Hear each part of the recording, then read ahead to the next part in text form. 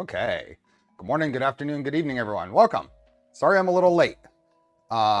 Besides just having a hectic getting ready morning, my overhead light decided that the smarts outlet that I have it plugged into isn't connected. So I had to get on the ladder and go and turn it on manually. So, how is everyone today? Hey Andres, hey Jeff, hey Maurice, hey Thomas, Killer Prince, Bearded Bucket, hey Pezlis, welcome. Dead Bob? Rain yet? Yes, it's been raining since about 11 last night. It hasn't gotten really stormy yet. It's supposed to. So, how is everybody? Let's see, who else do we have? Bill Brothers, Dead Bob, and Danny, and Derek, Lewis, and Moose, and Nathan. We are back at the Rook build. And Apollo said this should be part 1.5, and that's pretty close. Hey, John. Thanks for being a member. I need a beard protector soon. My head feels about a pound lighter. I was long overdue for a trim. More than a trim, a full-on cut. So, oh boy. 1.75. Okay, so last we left off, we are working on the Fabreeko Rook kit, the Rook Mark 1. Last Sunday, excuse me. Thanks for the gifted memberships, Bearded Bucket.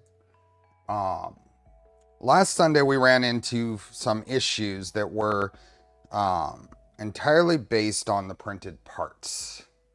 Every issue we had on last Sunday, I'm going to blame on the wet filament.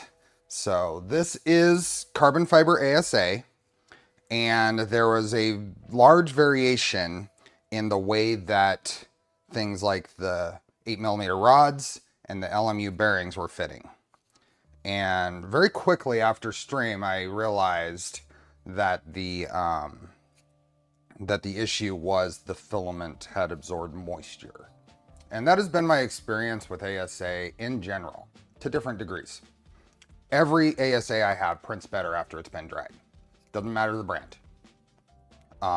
In the same environment, I can have ABS sitting on the shelf for years, and it does not have that thing. So ABS and PLA, I don't have any problems. Now, if you're in a more humid environment, then you may, but ABS and PLA, I haven't had trouble. PETG, TPU, and ASA, I do.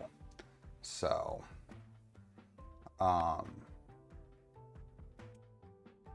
anyway, over the course of the next day or two, I did a lot of experimenting and test printing. As soon as I dried the filament, and I used that iBoss Polyphilus, I don't remember the exact name, dryer that we covered on, I think it was a member stream, and that member stream is live now. So we assembled it and checked it out. I told you at the time, I have no idea how well it works. Well, overnight it dried just enough to make a remarkable difference in print quality. So it apparently works. PF Dennis, thanks for the gifted memberships. So, yeah, PC would probably be another one that needs dried. Dead Bob, for sure. Anyway, with the Polyphemus, yeah, which I don't think is actually shipping yet, but it should be, hopefully, soon. Hey, Rolohaun, welcome. Anyway, I spent a lot of time tuning the profile. Now, in addition to the filament issues, the Orca slicer profile by default had a 0.075 millimeter XY positive expansion. I decided to tune my extrusion multiplier to the degree I could and not do overall part adjustment, like percentage adjustment. I tuned that XY adjustment for the whole fit. And I spent quite a few parts doing that. This is just a tray of parts. Maybe not as many as you'd think, but these are all test prints, just a lopped off part of that or the corner for testing different things. I tried the Rolohaun test piece. I did these and finally settled on it. I think it was about a 0.06 millimeter, negative 0.06 millimeter XY hole compensation. So, and that seems to have worked. We'll see. My test fits did okay. Oh, Polyphemus is shipping. Awesome. Good to hear.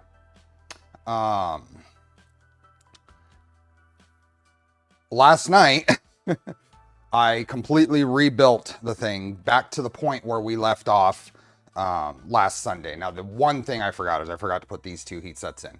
So I actually pulled all the heat sets out of the old parts and put them into the new parts. I did make a couple of minor adjustments to printed parts, and I'll explain those in a bit. Nothing design changing though.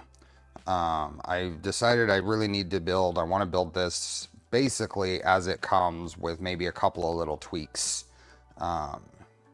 And then we'll go from there. We'll figure it out from there. So, hey Nuno.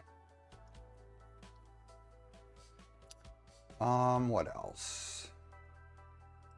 The other things, I just got done with the whole PAEM tuning after the CAN bus conversion. It can eat up some time. Oh yeah. Yeah. On top of that, trying to get my other projects going. The shed is scheduled to be installed on Friday. And I feel like I'm actually ready.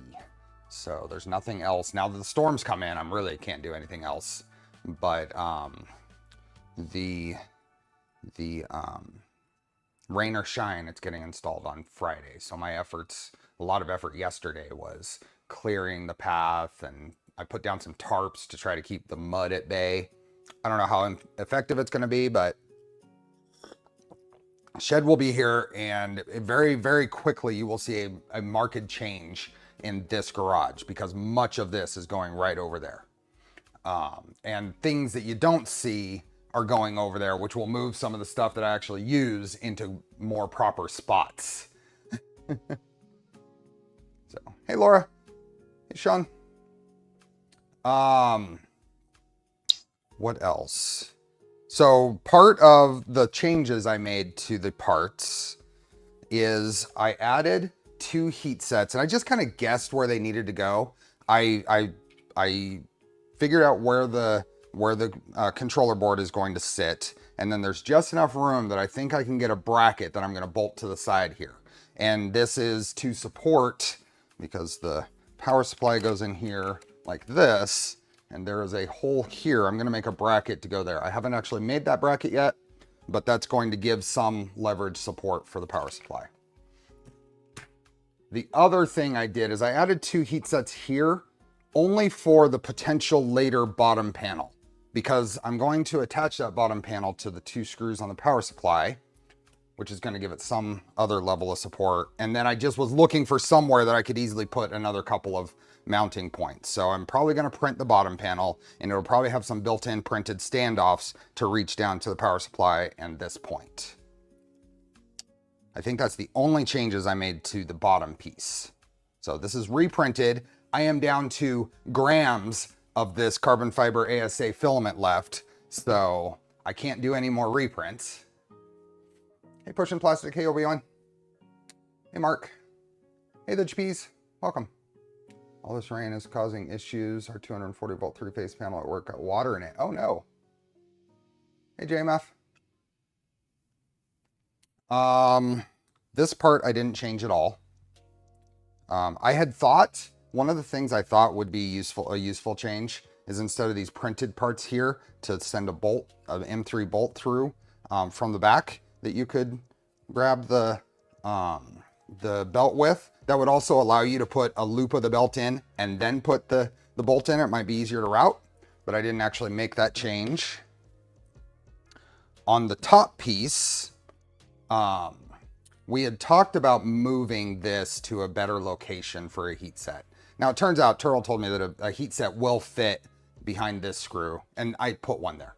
So I remodeled this, put a heat set there, and I think that's the only change I made on this part. Oh, well, I did a minor change here. I made a flat clearance area. I don't know if you can see, just so that heat set isn't being inserted into a fillet. So I just made a little extra clearance for that heat set. It doesn't really make much of a difference. I put the steppers back in with the connectors pointing towards each other, and other than that, all the natural parts are the same. I didn't change them. Hey, Eclipse, down to one color to print for my Sakura. Awesome. A bottom panel, who would have guessed? Of course.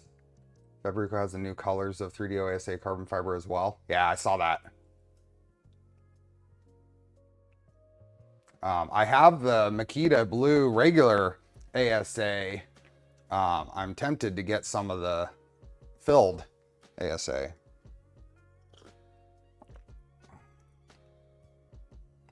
Is it windy where you are, Bill? Because it hasn't gotten windy here yet.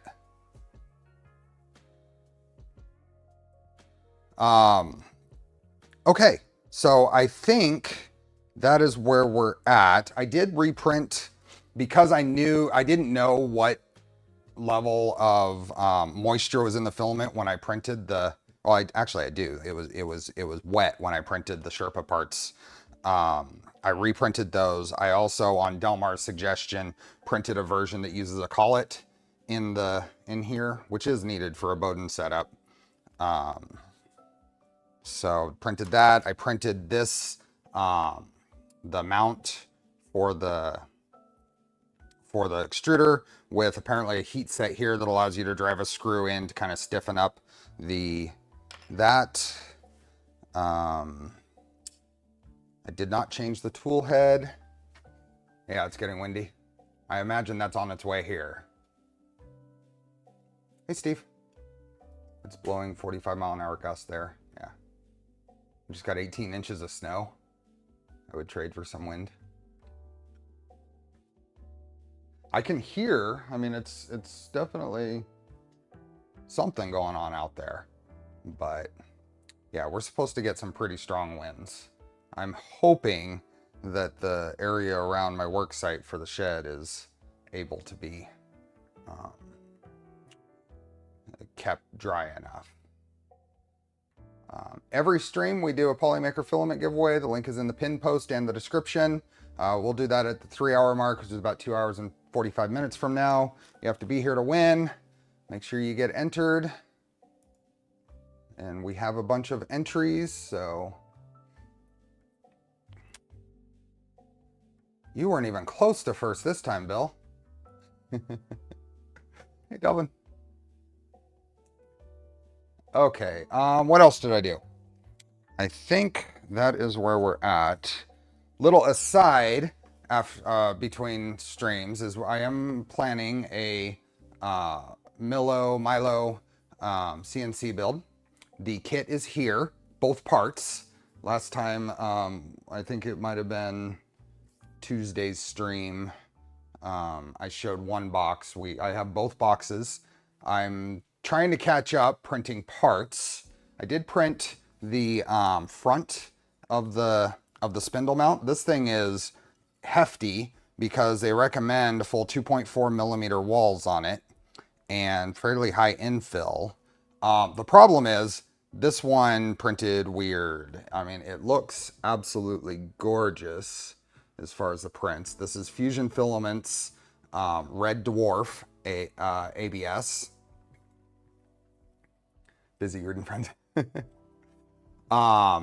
The problem was, so I printed this on my Space Gray Trident. And I really wanted to make sure that it didn't warp or anything in the thing. So I put some extra towels over it for some extra insulation, trying to get that chamber temperature up. And it was effective. But I think my first layer settings are slow enough that the second layer didn't adhere to the first layer as well as it should. And I used Hilbert infill just for that texture, and that meant that it took extra long. So I think the time, I didn't leave enough heat soak to begin with, and then the time it took to finish the first layer to get to the second layer, it had the thermal expansion had shifted enough so the second layer didn't stick to the first layer as well as it should. So the I cannot allow that to, I mean, it's functionally a fine part. Hey Max, welcome. It's functionally a fine part. I can't do that. So I reprinted it and I sped up my first layer and just went with monotonic lines. And I ended up with another beautiful print. This is all fixable. And I figured this was a great opportunity and a great look to show how to get rid of those white marks. We've done it many times on the channel, but it doesn't hurt to do it many more times. So I'm gonna take my AC, my corded heat gun, because this works so much better. And hey Sergi, welcome. And we are going to just heat it up. So let's let the heat gun, it's not glue stick, it's stress in the ABS. I'm gonna let the heat gun warm up a little bit. And then,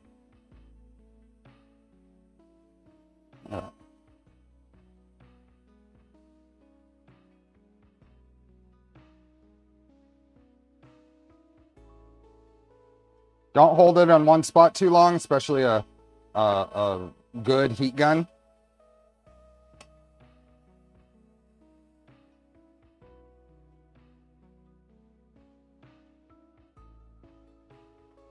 I'm gonna move it around.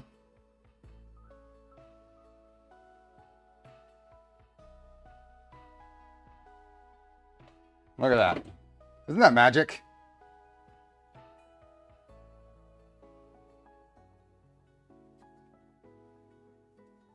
That works so good. That was the biggest reason I wanted to show that, is because it was a great example of how to get rid of those white marks. How do you know it's stress? If you take a piece of, I don't have a piece of ABS here. Go take any strand of ABS filament and bend it. It'll turn white. So that stress, when the build plate is releasing from the part as it cools down, it's pulling on that plastic and creating those. You could see the pattern, and you could see it was kind of centered around, kind of following the outside to some degree. And you can see that is the cause of it pulling away from the build plate, is pulling on the plastic and doing that same stress on it. So, hey Jen.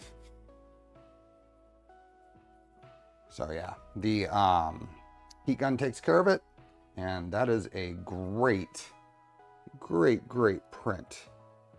That is Galileo 2 as the extruder, and it is a Revo with an Obsidian 0.4 millimeter nozzle. This was a 10-hour print with all those walls and all that infill, and I don't have the speeds cranked up on that printer. But yes, reheating the build plate. If you turn your build plate back up, take it off, turn your build plate up to 100, 110, and set that surface down on it and leave it there for 20 minutes, and it'll go away as well. You don't need a heat gun.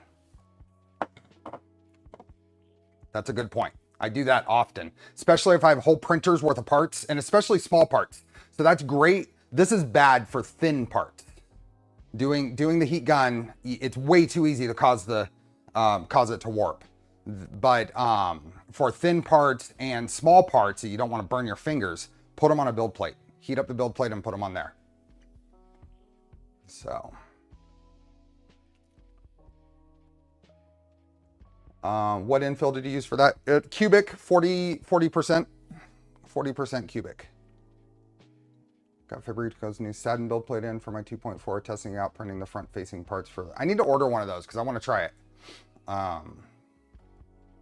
Rework station hot air gun would work also. Yes, just be careful of that heat, especially on thin parts. You will warp them. So the bed method is probably better for parts. If you'd answered before, just tuned in, why ABS versus ASA for certain parts? Color choice. In my use, it's all about what's the color I'm looking for. I gravitate still towards ABS because I don't have to dry it, but ASA is perfectly fine. Functionally, they're equivalent. So just looking at the fancy parts with sharp 90-degree corners. Yeah. Oh, all these? Mechanically, no difference, yeah. Hey, Pascal. Okay, we have, here we go. Let's go here. This is what we're building. This is the printables page, but this was the, I think this is the page for that. Nope, that's just that part. What was I looking at here?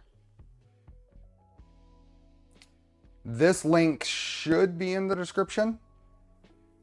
If not, then you can get to it from the GitHub that is in the description.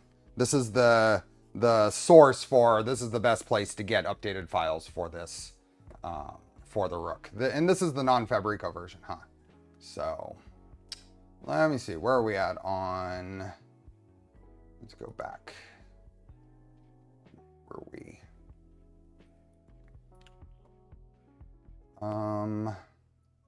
Oh, so this is the Rolohaun Rook. We want the Fabreeko Rook. Fabreeko Rook GitHub. This link is in the description. I've been using the Fabreeko satin for a couple of weeks now and I'm totally sold on it. Nice. Maybe I'll get some of that along with some new filament.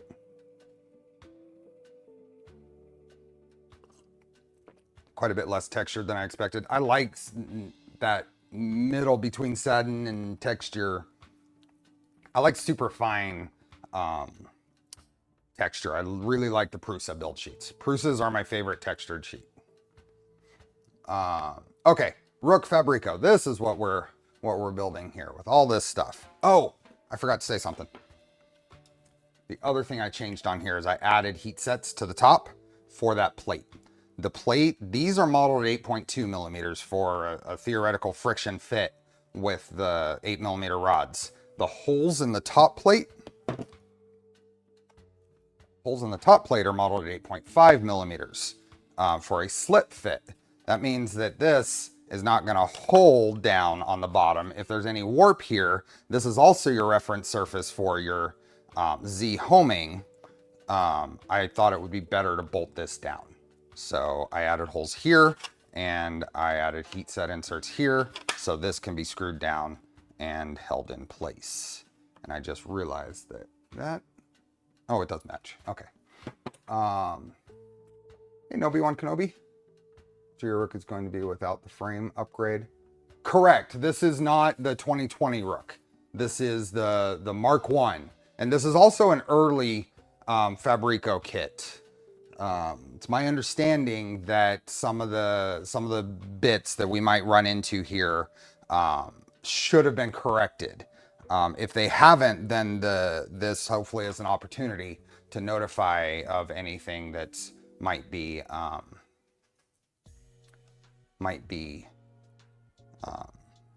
need to be corrected. You reprinted the missing pieces. Which missing pieces? It's been a whole week since the last stream, so I don't remember. I think I have everything. If I don't, then this isn't going to be the last stream in this series. Although this will be the last stream, as we might be shifting gears to the Milo. Oh yes, I reprinted, Delvin. I reprinted and retuned. We will shift gears probably next week to the Milo CNC build. Although we might come back to this depending on how much prep I can do. It's up in the air. Okay, let's go to the instructions. We were on the instructions that last time. We were following them. You don't have to watch me put in a bunch of heat sets today. But we'll have to put in a couple. So while we're here, let's go ahead and put these in so I don't forget them next time.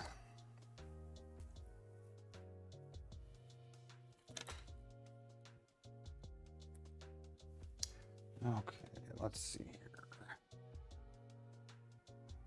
I'm going to use my VLMP with a pencil and then a mount that I made. I think I have this posted in my Discord, this mount. Expect a huge audience next week if I start the Milo. Yeah, I am not doing a Milo marathon. Joe, 3D printer noob, is 3D making noob, is a machine, and all respect to that stream that he did. I can imagine the how tired he was at the end of that. That was quite a feat.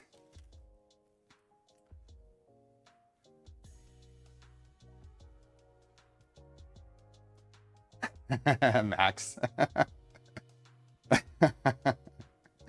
Yes. I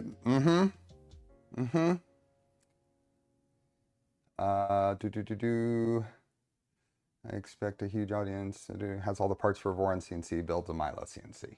They're different purposes. Yes. Joe will be recovering for a week. Nobi1 Kenobi, thanks for the gifted memberships.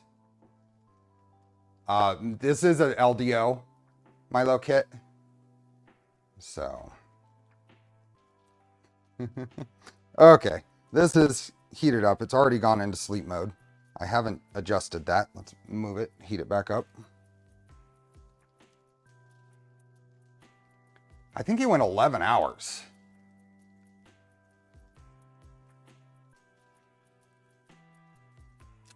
You take that for what you will, Sean.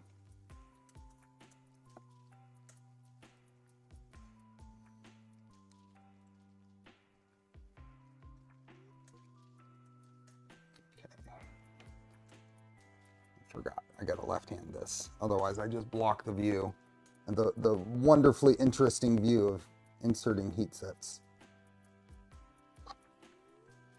Perfect. Perfectly flush. Okay, that is good. How long was Nero's V10 or V0 marathon? I think it was 10 hours. Hey, Jean-Paul. Hey, Muksh. What do you think milled all the Phoenix parts?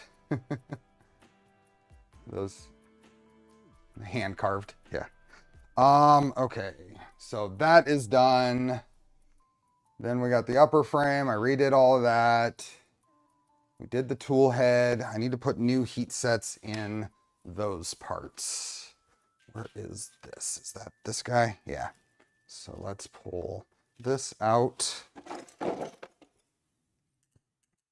We partially assembled this because most of last stream was kind of getting a feel for the rest of the build because I ran into such issues with those printed parts. So let's pull this off and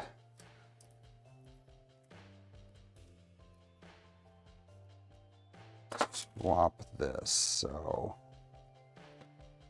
let's see what I can do here. Got this. I'll go ahead and show how I removed these heat sets because it was it worked pretty well and it was a little more friendly to the iron and to the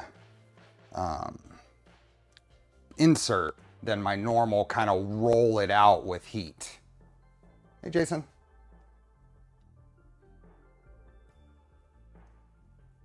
I am using the CNC Kitchen heat set tips. I pretty much moved to those on for all of my irons. So the Pine Sol one here, I've got one for this is the version for my Weller, and I have one for the generic irons, but my generic iron failed on me. So, so I am not using it at the moment. Let's see if this is a better view. So what I've started doing, or what I tried last night, is I put a medium-sized tip on my iron and heated it up a little more, and then a stainless steel screw, because it doesn't transfer heat as quickly as a regular steel screw. And then I just kind of put the iron towards the edge of the heat set, and then pulled up on the just heat it up and then pull up a little bit.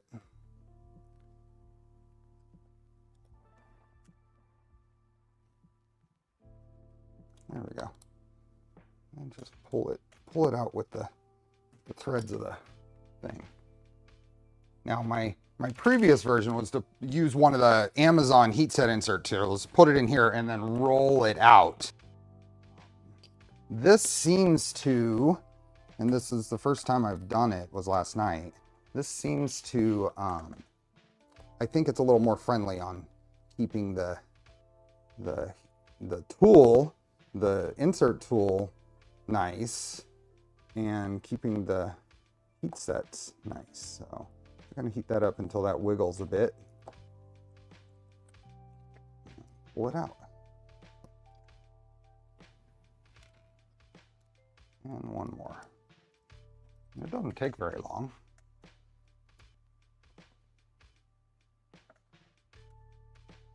If you were choosing a heat set press for the first time, would you do the VLMP or the Iconic? I'm going to answer that based on my experience. So the only one I have experience with is the VLMP, and I like it. I believe that the Iconic is equally functional, so I would say whichever one is available, and you I mean, it's kind of, I think they're probably equivalent, let's put it that way.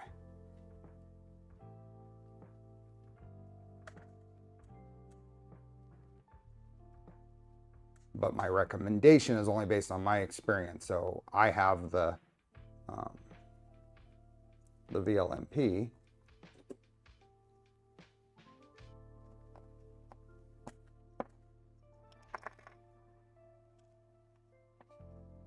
These seem to, maybe it's just the plastic or whatever, but I'm getting zero plastic residue on these heat sets that I'm pulling out. So maybe it's, I'm just hitting just the right temperature. I'm not overheating it.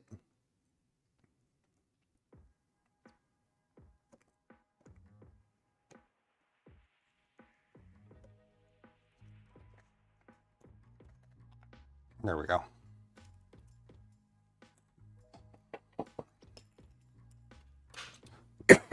Excuse me.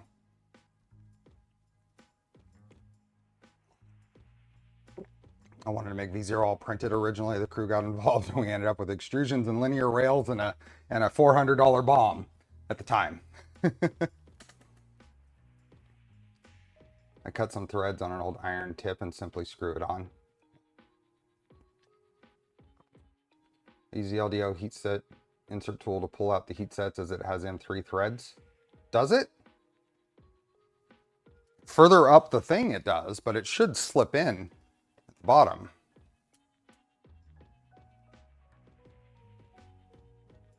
Okay, so this one goes one from the front. So let's wake this guy up.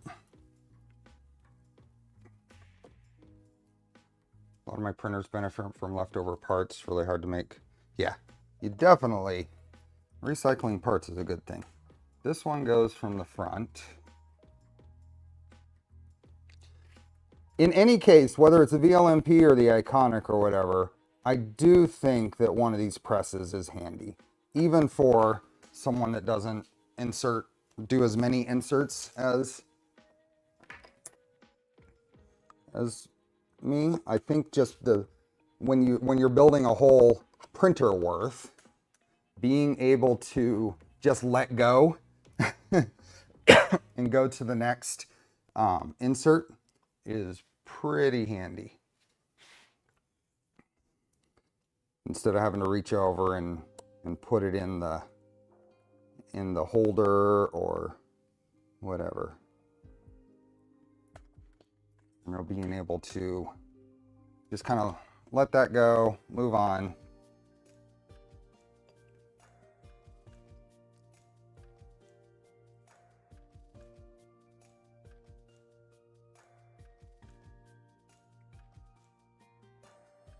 Now these presses aren't, you need both, really.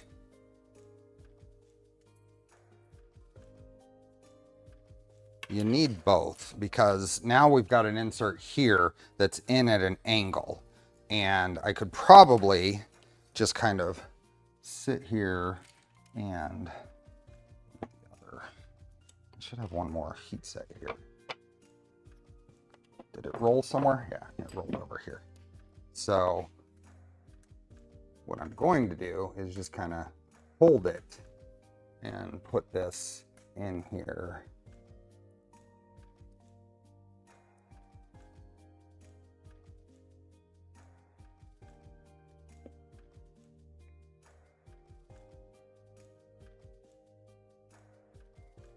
Just like that.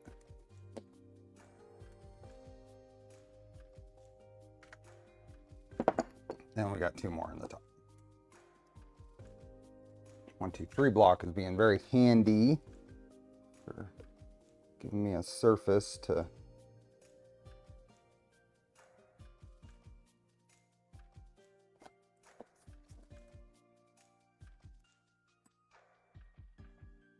press against. 6 inserts in this one little piece.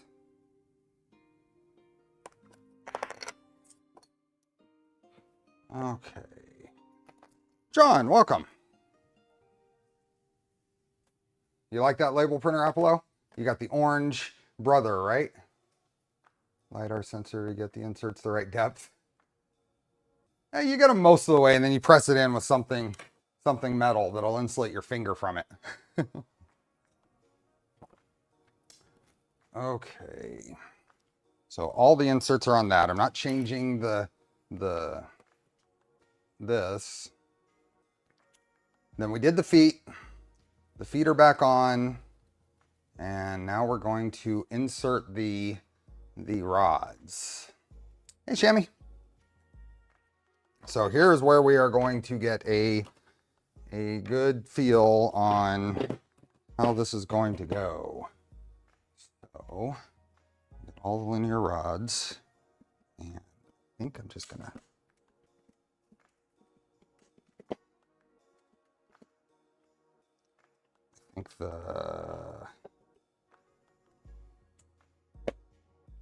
I know one thing I was gonna do. I'm gonna press straight down. I don't think they're going all the way in. I think I'm hitting some printed some seam artifacts in there.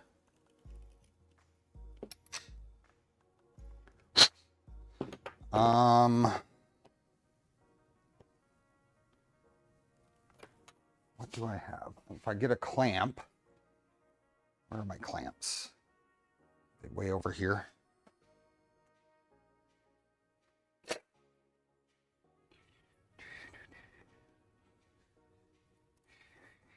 I guess this will do.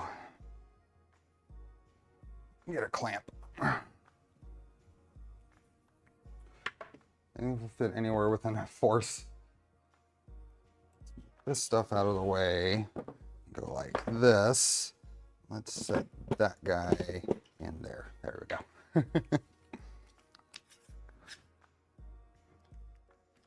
Press here to here. Get an idea of. There we go. Aha, that was much better. So I was able to hold this and make sure it's going in sight down to make sure it's going in straight. And that went in all the way. This is probably not easy to reverse. So let's make sure this is going in straight. Make sure our clamp is straight.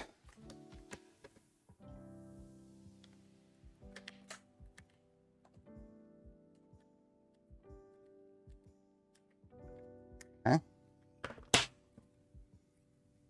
Surprised that worked. Why? Heat set the rods.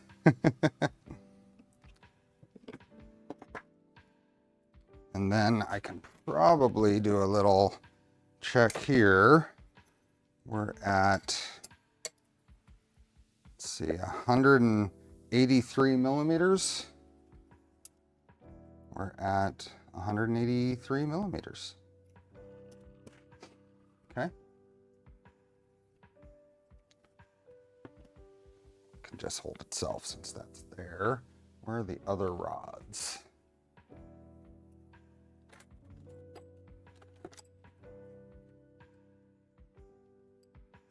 Well, that would have split the part because those clamps aren't strong. Yeah, but this is just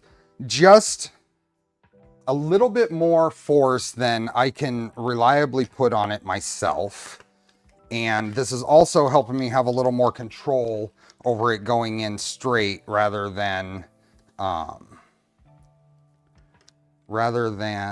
just me pushing on it. So.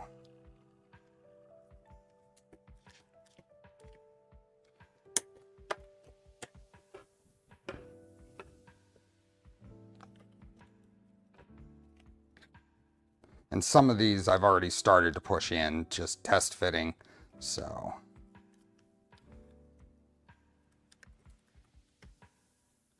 There we go.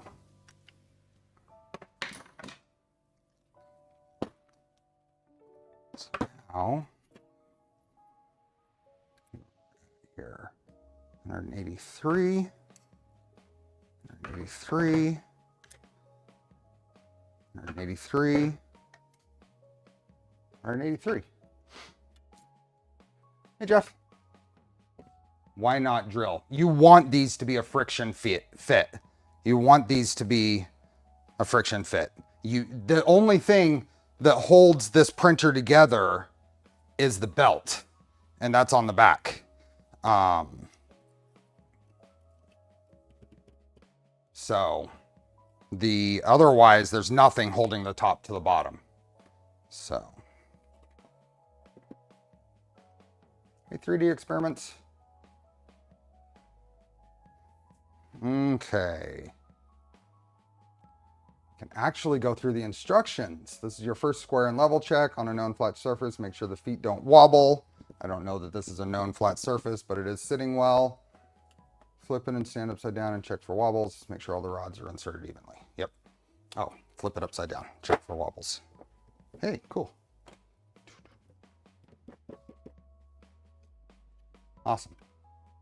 So that is there. Then we're moving into this. Now, I took the heat gun to this, and actually kind of an example of a thin part. The infill started to show there because I used it a bit too much. But there are some spots here that I think this was done on the VZ bot, and I think there are some, either it pulled some of the texture off or something. We can also try to see if that will clean off with a rag. Where is a paper towel? Here we go. Let's see if that's a residue that will wash off rather than. How many bottom layers? I think 4. That was not there before I took heat to it.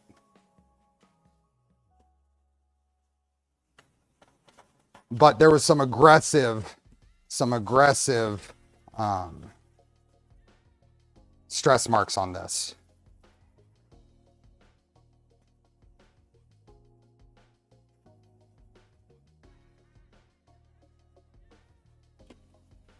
Let's see if that.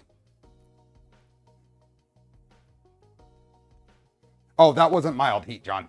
I definitely overheated it. Should just glue on a really cool Hufarge that has all the cutouts to fit. I should.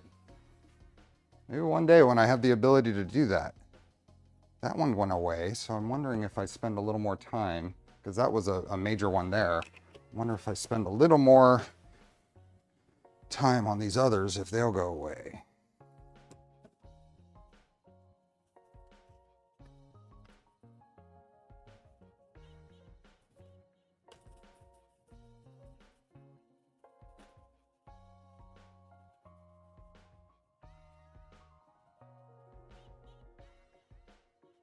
All of the carbon fiber ASA parts on this were printed on my VZ-Bot.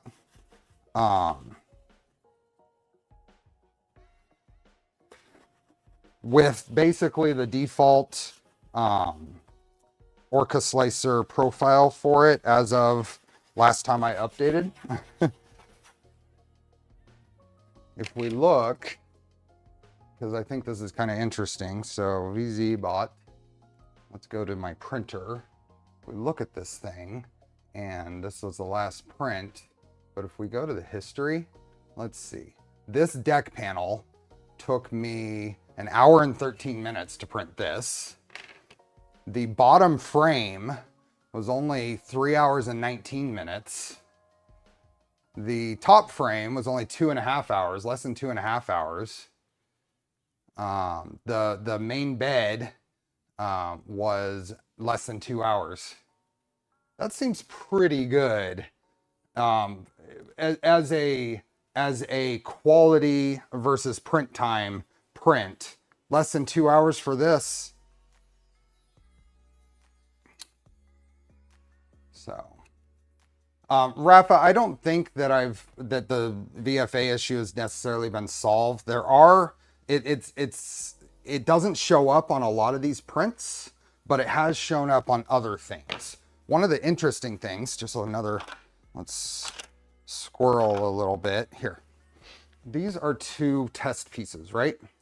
I ended up cutting it because I did it on a different day or something, and I didn't save this piece, so I cut it in a different spot. But if you look at that, you see all that on that surface, same settings, same everything. It doesn't exist on this one, and it doesn't want to focus on that, but it doesn't exist or to anywhere near the same degree. So it's still a little bit of an enigma.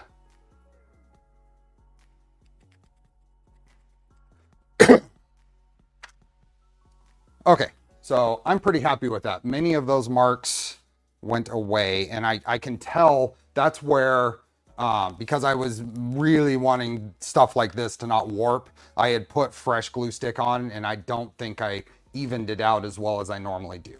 So I think that's what's really there, is some baked in glue stick. That's not ringing because it's consistent across the part. It does not reduce in magnitude as you go along that surface. Okay, back to instructions. So I need to see if all of these little pieces fit. We're supposed to glue all of these pieces in. So let me grab them. I haven't actually tested this fit, but I did reprint the black pieces. That.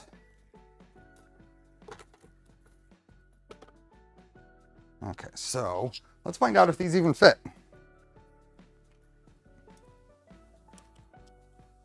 Oh, that is a nice friction fit. That I am very pleased with that. That one was a little looser. But I think what I'm going to do here is put all these in, turn it over, and just put some dabs of super glue on the back side to hold those in place. So I have these pieces over here, and I have this one. So now that goes in there. That goes in there. These are a little looser than the others, but a little bit of super glue will take care of all of that.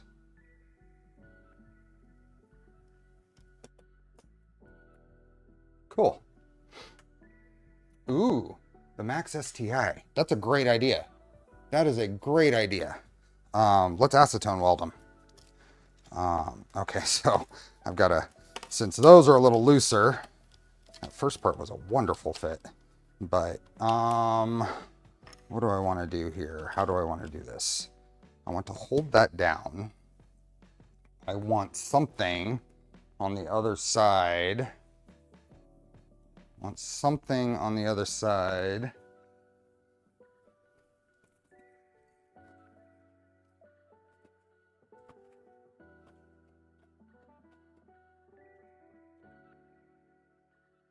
I don't know if this is the best thing, but let's do a big old slab of aluminum. I don't know that I have any like,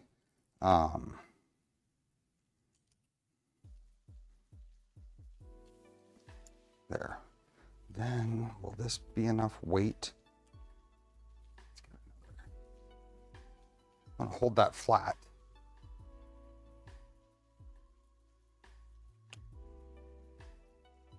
Yeah, let's do something like that.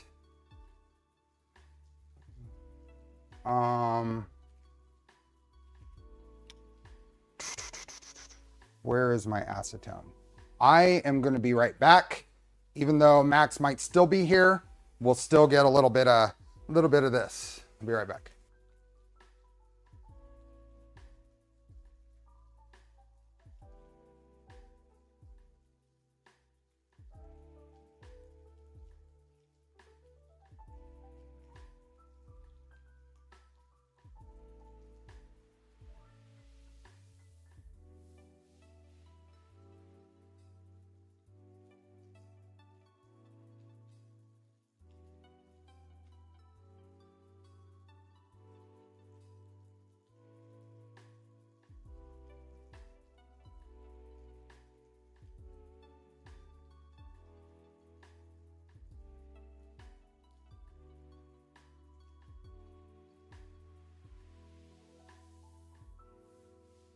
Okay, I'm back.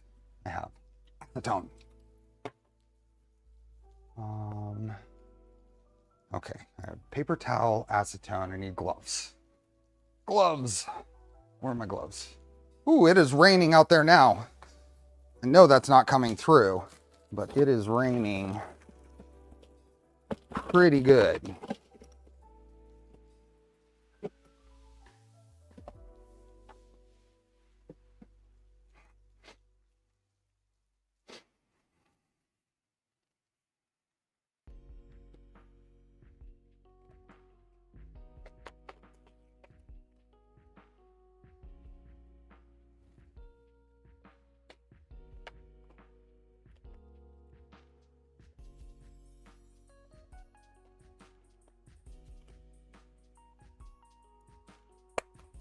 Okay, so we have this, and I think my plan is to just kind of dab this around and hopefully let it kind of seep in and hopefully hit a balance between the amount on there and what might seep to the other side. I think that this is not going to work well. So let me shift my plans here a little bit.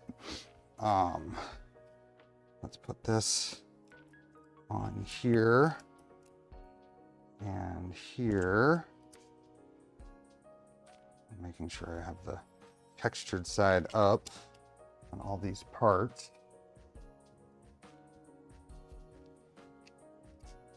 Okay, and then hoping that I can minimize run a small brush around the joints. I want to not have anything come through. And I think running it around the joints is going to be hard.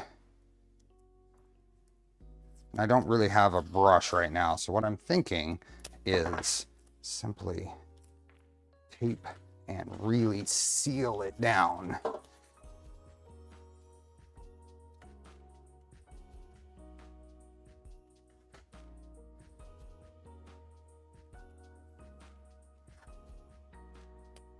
Think you want a thick slurry for this to not weep through? It might be.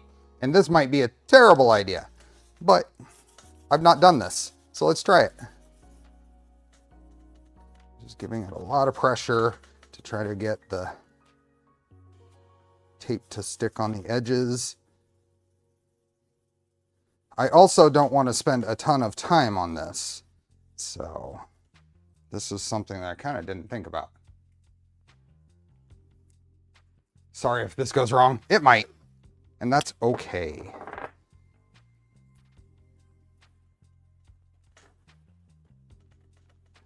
There's lots of pressure to push that down.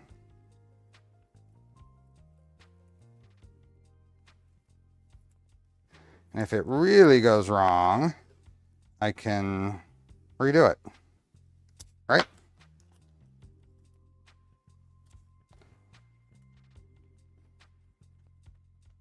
Here, let's do this.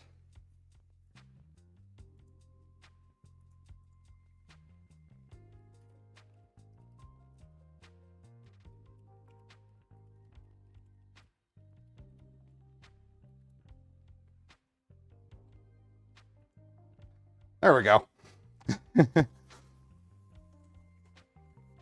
Fixing Tridec so the Rook plate can be printed in one piece. Yeah. Speaking of multi-color stuff, there will be a black box build on the stream relatively soon. So I think that's the first time I've mentioned. You need a maybe option. Okay, now push all of this in that way. And now I don't have to worry as much about weighing it down. The tape should hold things in place. I'm still going to hold it generally down, but so black box is a tool changer championed by KB3D, and it is a very interesting build. There's a lot to it. It's very very interesting. It's Duet 3D controller and RepRap firmware. There is a CE Community Edition being released by KB3D, and that is what we'll be building. So if you go to KB3D, it's kb-3d.com. There is some information there, and they've started. I think the pre-order or order page is live, but yeah, it is a fully open source tool changer build. There is a lot of custom parts to it, and it does get pricey. Absolutely. Okay, let's see how this works. A little bit of this, and just kind of let that seep in there.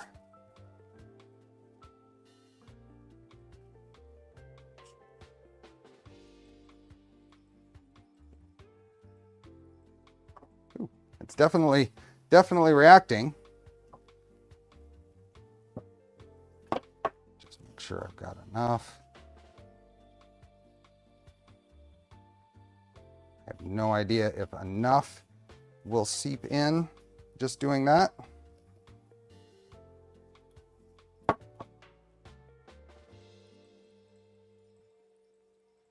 Let's squeeze a little bit, just kind of force a little bit more out. This doesn't have to be, this isn't structural. It's purely cosmetic.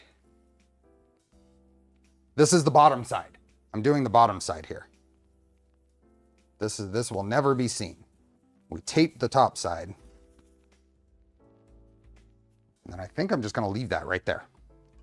Close this up. Put this way over here so it can just air out. This paper towel. That'll just evaporate. Gloves seem to be acetone resistant. They're not sticky.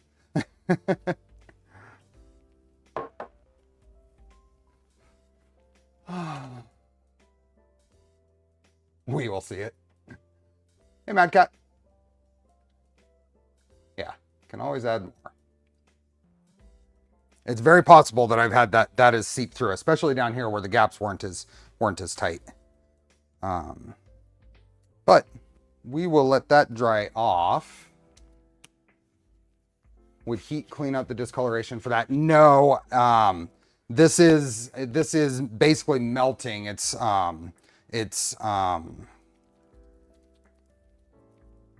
dissolving the plastic. So it will. There's no way to get rid of that glossy look at that point. If you start seeing pink elephants, that means you should go for the fresh air. I've got, well, I mean, I don't have great ventilation in here right now. That's true. Let me open up this door because of this rain going on. Let me open up that door and maybe even crack the garage door. There we go. I've got about a foot of that right there. Wet sand with WD-40.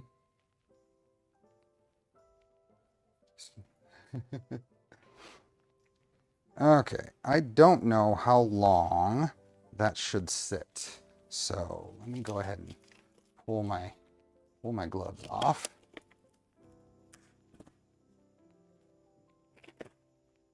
And let's just set this aside. Actually, we'll just leave it there because I think this is the next step.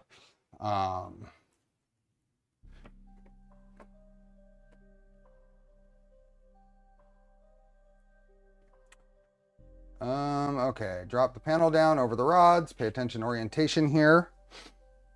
And then insert the bearings. Okay, so let's skip over here. While this is drying, while this is setting, hopefully, let's skip over to the bed. So we're gonna put the bearings in the bed and the heat sets we already did. Steve starts ranting like Nero. We know he's high on fumes. So we now have a souffle. Pull it too fast and it'll fail. Yes. Okay, we are going to put the bearings in, but we need to grease the bearings. Aha. Enough, hopefully. I'm going to use the Prusa grease here. So we have bearings, and I'm going to grab this, and this is already set up, which makes it nice and easy. Okay.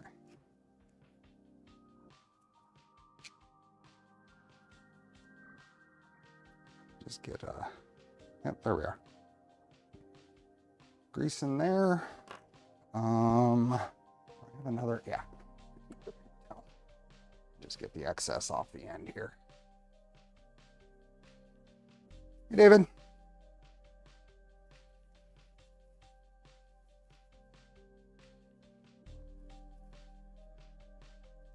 And there should be one more bearing. Is it in here? Hardware kit. Where is the other bearing?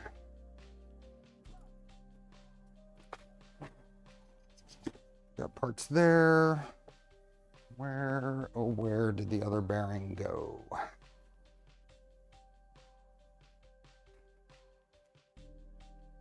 Hey, Pedro.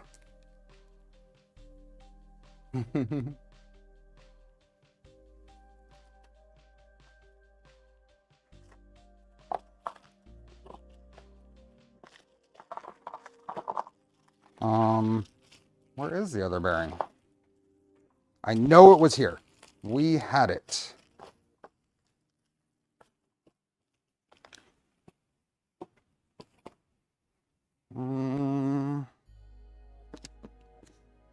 Give me a moment. Not there.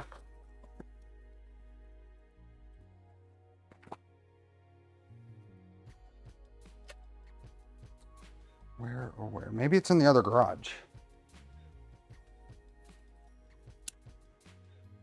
Maybe it's in the other garage.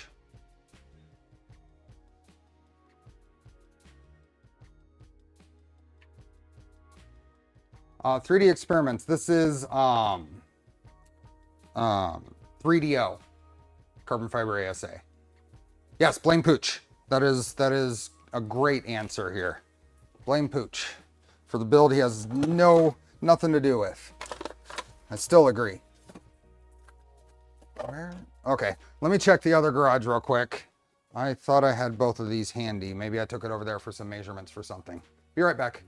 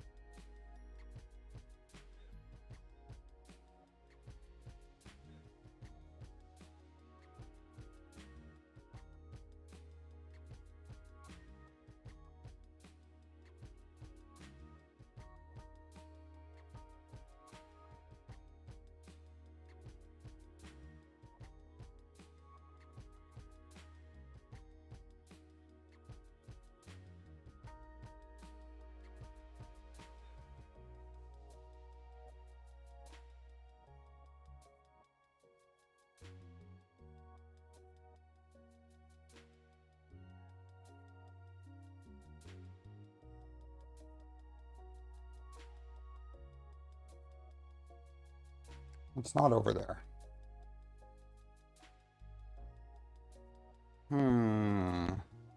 Where did it go? I have that one there.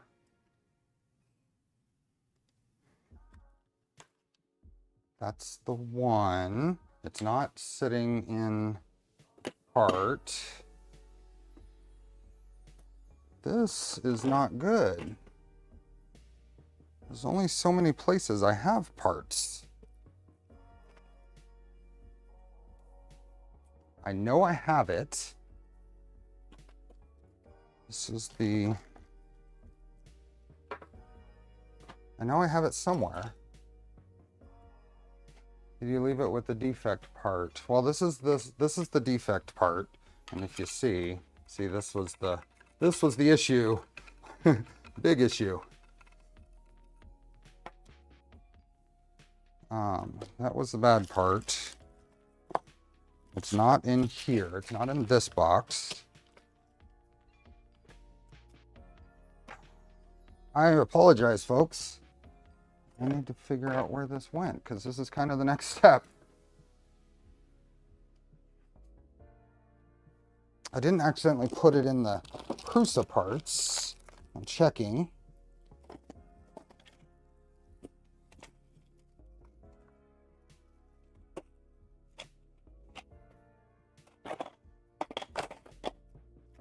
Checking closely. This is all the Mark IV upgrade parts in this bin. It's not there.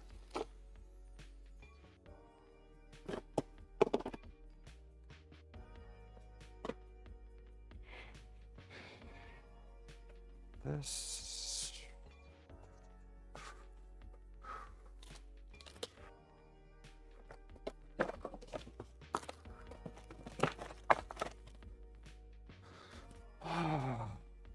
Why? Where? Does anybody remember where I put it?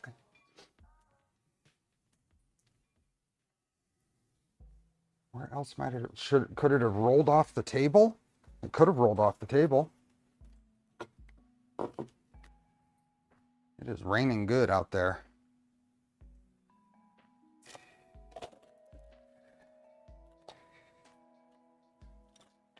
It's a large enough piece, I should be able to see it. Pan and tilt the camera to help. Yeah. Sometimes that'd be useful. Sometimes that's a terrible idea. For me, maybe not for you.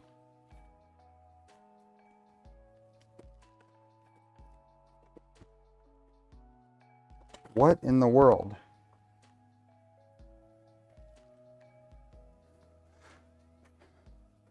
Okay, if it's not in here, it has to be, oh, maybe, aha, found the other box.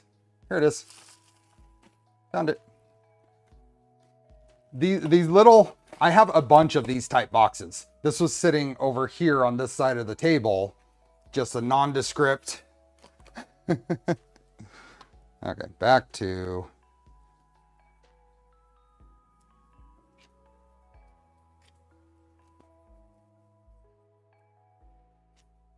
there we go.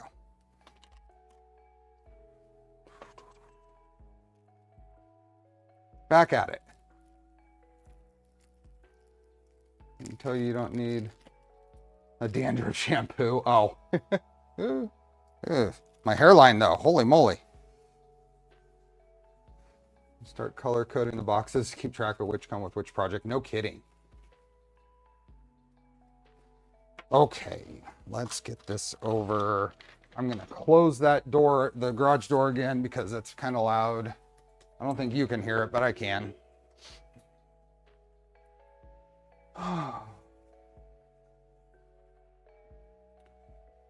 So work for a place making prototypes, PC boards, and they use xylene.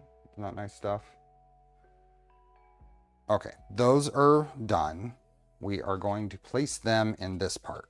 And this was a nice, I mean, not too tough. It could be a little tighter. Now, along that line, I think that for a good build, you should at least get your parts to where this is a friction, no wiggle fit. If they're too loose and you tried to do some mod to clamp it, or a modified part that has a clamp, no matter what, if it's too loose, clamping it is going to shift that part. If it was a mod with clamp, you still want to make sure that it's at least a touch fit as it's going in, so that when you tighten it down, all it's doing is holding it in place instead of actually clamping it. I've had an idea for a modification to kind of help locate these and to make sure that it doesn't shift. Now, there's no actual force on this when it's moving, so as long as it's some sort of friction fit, it should be fine. But for a couple of reasons, I thought that, and where are they? I thought that a little clip for helping to center it at least could be useful. So I've not even tried these. This is live. This is first print, first design, and it's super simple. All it is a clip with a lip on it that goes into the groove on here. And hopefully this snaps on and gives some, and it could be more of a snap fit. So that's an adjustment. It does snap on, but I'd probably make this go wrap a little further around so that it stays, and then and stays in place. But the idea would be that that goes there, and then you could put another one on the other side to make sure that it's centered. Now, the CAD does not match the bearings. So I based these on CAD. So now I've had a reality check, and these need to be smaller. These need to be thinner in order to actually work. So doing skew correction on your printer when printing these also, which I didn't do. But so I base these on CAD. It doesn't match reality on these particular bearings. I don't know that these grooves are in a standard location, so this might be a bad idea to begin with, but it's something I wanted to try, and I figured I might as well try it live. So those aren't going to be useful, but I think the idea is sound. So anyway, that can go there.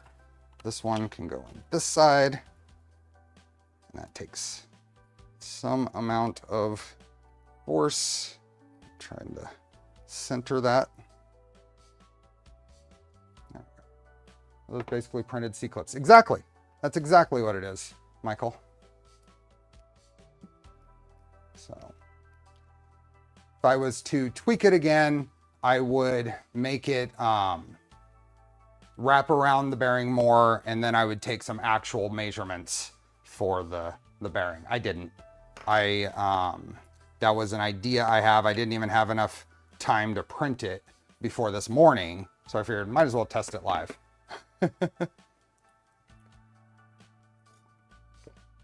I have a big problem with driving grub screws into things like this. You can impact the function of this bearing if you deform that outer shell. So I would not do a grub screw. So, okay, that is there, and it is greased. And then this should go onto there. So let's try our piece over here.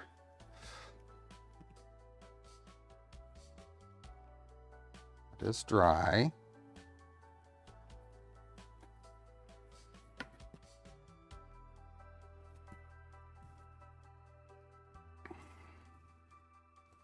That doesn't shift.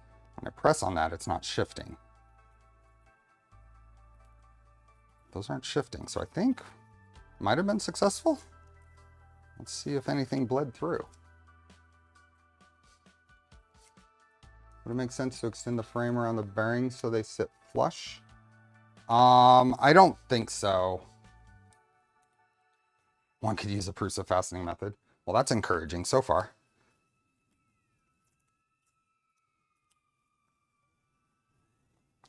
There's no bleed through. No bleed through at all.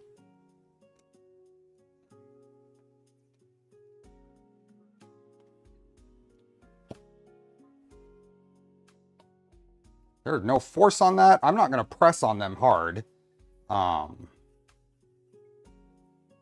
There is some heat. Let me take the heat gun to those because I never did that. Let me take it to those real quick and hope I don't regret it.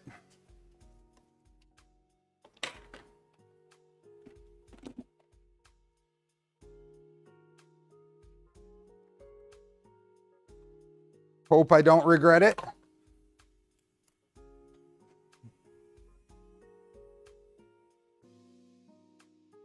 I am going to do this as a check. Do this while pressing this here. So there's some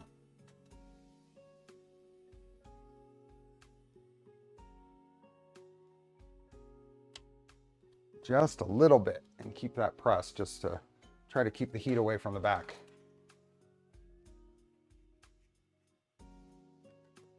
Yep, that works. No impact on the back. If you look, I think I saw maybe some down inside there, but you don't see that. Yeah, that's awesome. That worked well. I'm glad. I didn't know if it would.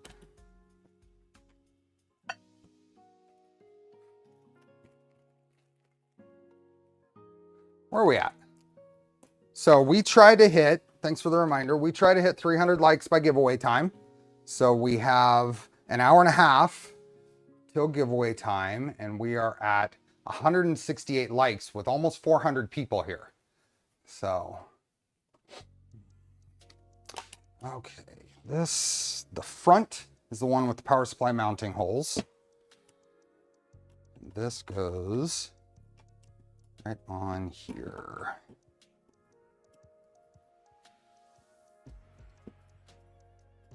This is a tight enough fit, but it is still a slip fit.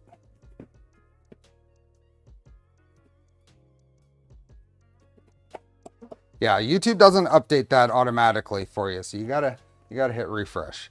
So now it is, I would say it's nearly impossible to print this without any warping, especially in ABS.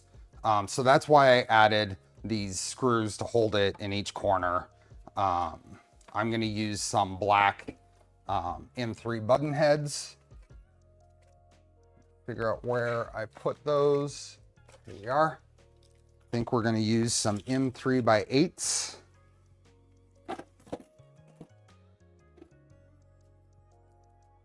The mobile version does. That's good.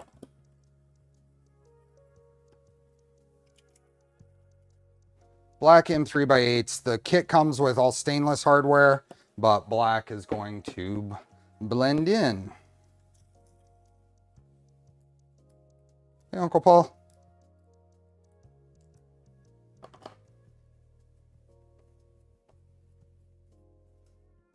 And I'm not actually tightening these. I'm just enough, just enough to hold it down. I don't want to deform the area, the plastic around the screw head or anything like that.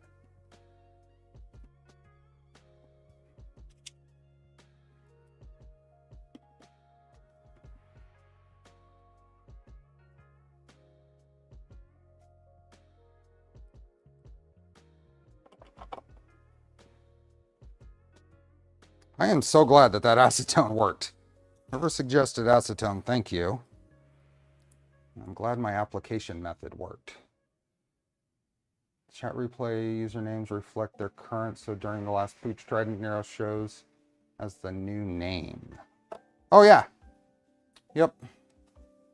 But if you look at the overlay, it's going to be the old name. If you look at the overlay, that gets immortalized. Okay. That worked really well. And that'll all never be seen. I would have designed chamfers and added flathead screws. That, absolutely. Absolutely, that's valid. And I put it on the correct way. I like it. And this is going to look cool too.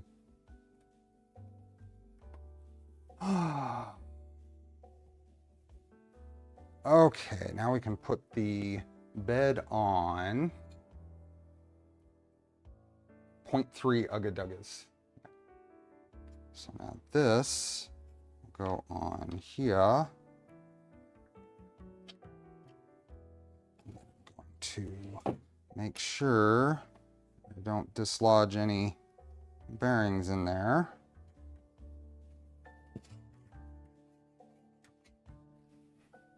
Oh, don't forget the end stop switch bracket. Was that in the instructions? It was not. Does it say? Lower the bed onto the rear 8mm rods. Note that the Z end stop faces down. Attach the Z end stop in place using 2 M3x6. Okay. Yep, we got to do that. Thanks, Maurice. It's black and natural. Yep. So I chose this color scheme before I knew I was going to even build the Charlie wire. So this is basically based on a suggestion and the poll I did for what colors this should be, and someone suggested the chess piece, like the black and ivory setup. I mean, it's a little cliche, but I ran with it. Hey, Maker Viking, welcome. I have pieces. So this is the Z end stop bracket. And I think we can go ahead and just put this on and then put the,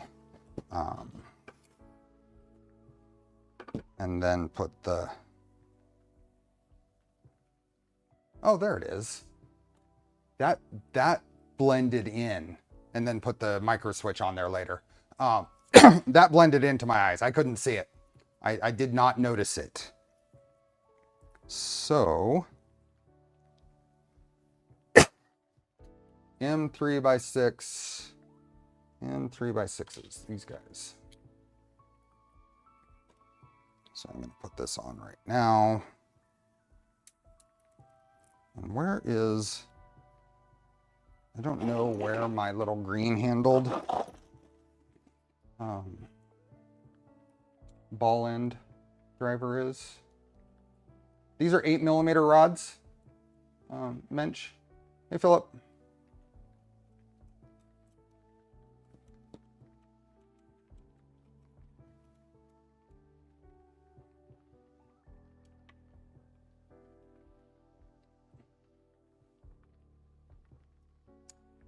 So anybody who didn't hear last stream, the plan for this build is to use marlin. So we're going to take an opportunity to learn about the latest in Marlin with this build. I have to get caught up. I need to make a screen mount. So, because I'm going to use a mini 12864 style display. I think I need a longer screwdriver.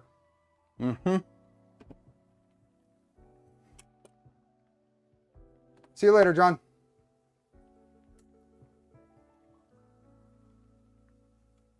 Hey, BBs. Someone save Marlin. Hey, Derek. Thanks for being a member for 21 months. I have 2 printers that are running rep firmware right now. When all is said and done, I'm going to have at least 4 running rep firmware. I picked up one of those screen adapters. I can confirm that it works with Marlin. Awesome, Keith. Thank you. Because I ordered one of those screen adapters from our very own Chamois here. It should be here tomorrow. So I ordered and when you order those screen adapters, just a note, it makes a difference. If the SKR Mini E3 version 1 or 2 uses one adapter and version 3 uses another one. So don't accidentally order the wrong one. Otherwise you fry an SD card like we did on the, what build was that? We did that on the Enderwire build, right? Thunder Keys, thanks for being a member. Dunes, thanks for being a member. Derek, thanks for the super chat. Steve Marlin has really come along. The compilation now is easier. Awesome. They added support for INI file-based configuration. I'm looking forward to checking it out. I honestly have no idea on it as of right now. I have not done any of the research. Much of my time has been spent on existing projects and then getting that shed prepped. So once the shed is in, I'm really looking forward to having more time. Oh, poll is still open. Oh, I didn't check. I didn't check what the poll said before I actually did it. So I think the yes at 86% might be a little skewed.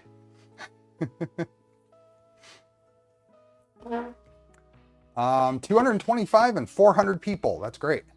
We are well on our way to those 300 likes.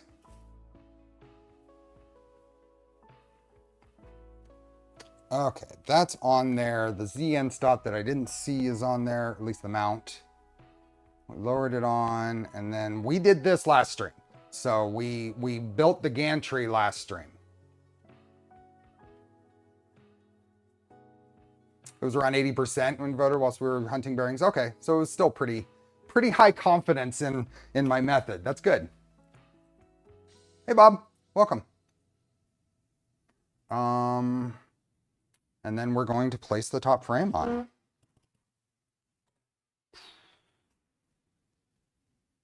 That might work better. We are using the Tripods coffee mug today because today is John's birthday? And I don't know, I doubt they would be here, but happy birthday.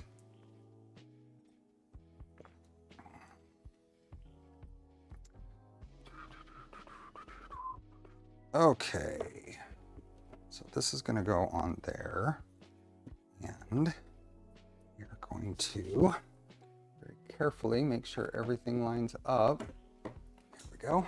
And I want to push this on evenly so I don't get a major skew here. There we go. Went a little further, so little bits at a time. To whatever degree I can control it. I guess it's gonna be just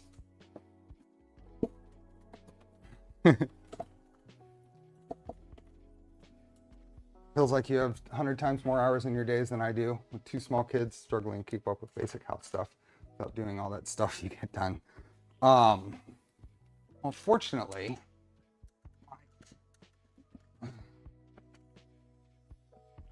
okay, let's see if we can. Fortunately, my son is grown. Let's see if this is going to be a bad idea or not.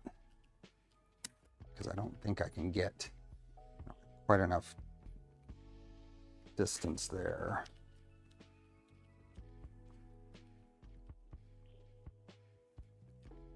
Well, let's measure it. It seems off, but maybe it's not. Basically 170 millimeters. Nope, it's not on all the way. So that means that I am doing it too much. So let's push these up just a hair. Push these down.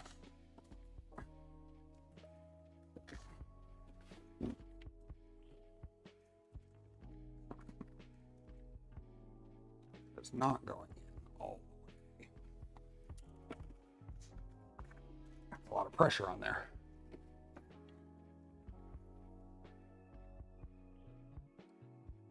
Get a mallet. It's right at 170. Back here can go further down, is the thing. It's even right there. Don't really want to use a mallet. Oh, this is a little dusty.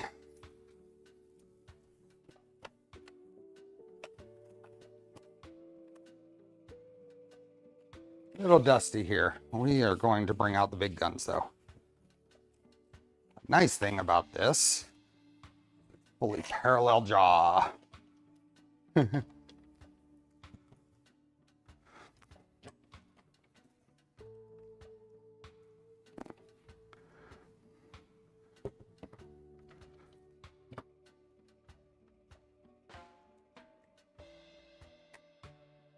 Controlled hammer, yes. How do I want to do this?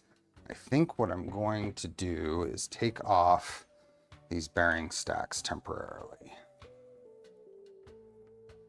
Hey, Jermaine.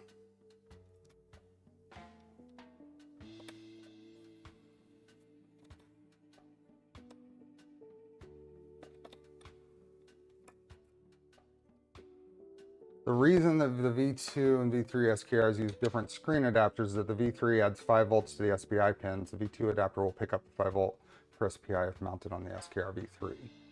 Ah. Same method as before with the clamp. Yep.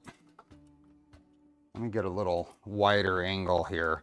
So I've taken the idlers off the front so we don't accidentally damage them. So I'm basically going to go between printed part and foot. Make some room here.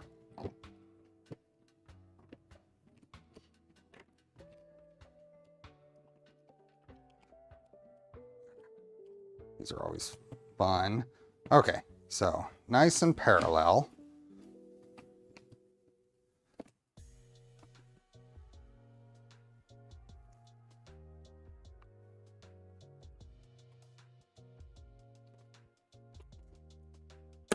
There we go. Got it past that point. Did you hear that?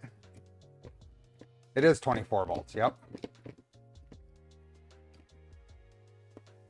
Let's do the same thing here. I want to turn this around so we're...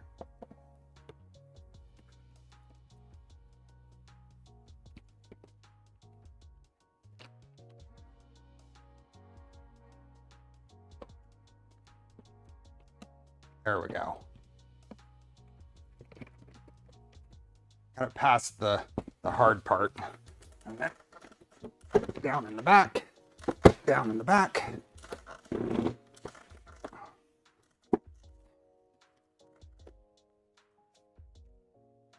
Better line up the rod with the screw of the twin. It's 162 millimeters. 62. Yep. 162. 162.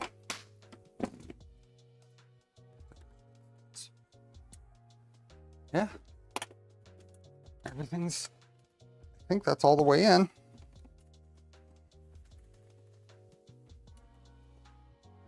Had it used before it even laid the first layer. Okay, put that back. Okay.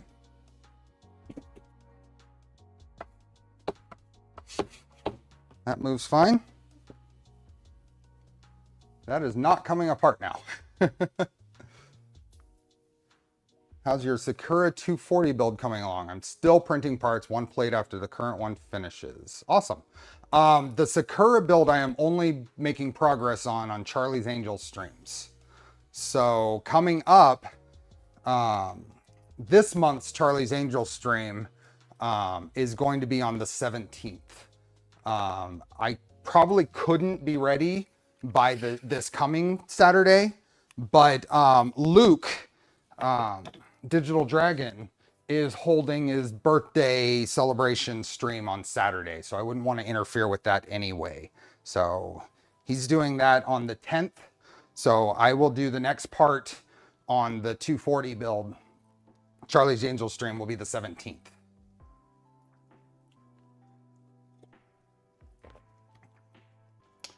Poverty Slave, thank you. Thanks for all your guidance while I've been building my Trident. You're awesome. I'm about to start wiring, fingers crossed. Hopefully not wires crossed. Thank you. Just posted my Salad Fork cereal request. Awesome.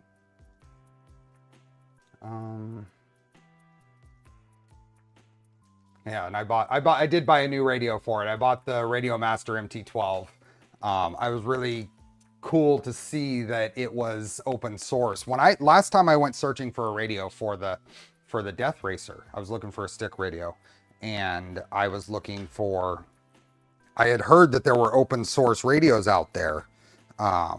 This was before the MT12 came out, and I think anything I found was a little expensive, but this uses I don't remember what the firmware is for it, but it uses an open source, often updated firmware. Hey Netco, it is a small printer. It doesn't even hit the 120 millimeter square build volume. It's only one roll of orange for the 240 build. Yeah, you could do it in one roll if you don't have any failures. You'll have a little bit left over if you don't have any failures. OpenTX or deviation or derivative for radio firmware. It's Edge TX. Yep, that's it. Okay, on these front idlers, there was some question on whether there's one bearing in the middle or two. The instructions say two, and we're going to leave that, but we're going to try to determine what it actually should be later once we start belting it, because we can always take one out. I got the ELRS version. There's a 4-in-1 version that allows you to use it with a lot more other receivers, but you can always get a add-on module that plugs in that gives you the other functionality. You can get, if you got the 4-in-1, you could get the add-on module that gives you the ELRS. But my plan was the receivers are cheap enough, I wasn't going to bother trying to use it with other older receivers.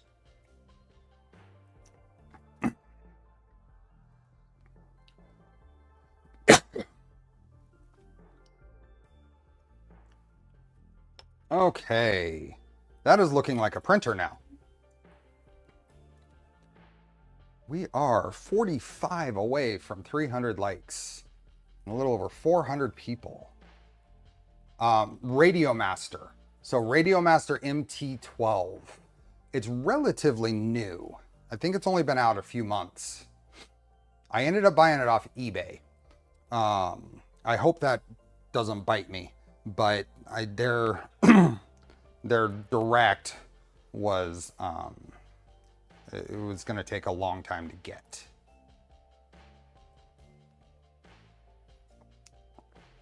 I think it can store basically unlimited, right, Apollo? Because you can put an SD card in it to store stuff. Not the same seller you used. I ordered from one that's in California. I did order receivers from the same seller you used. I ordered 2 extra receivers so I can use this in like the Sandy. I can swap that radio out and stuff. Okay. Placing, we did this. So we placed the motor mounts. I think stock, it's 99 profiles. Way more than I'm going to use. Attach the linear rail to the x-axis. We did.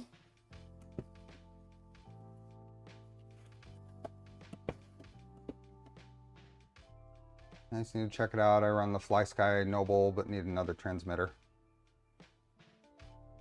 Don't let the shuttle fall off the ends. Yep, it's captured. Attach the x-axis to the Y rails and attach the AB motors with the wires pointed in.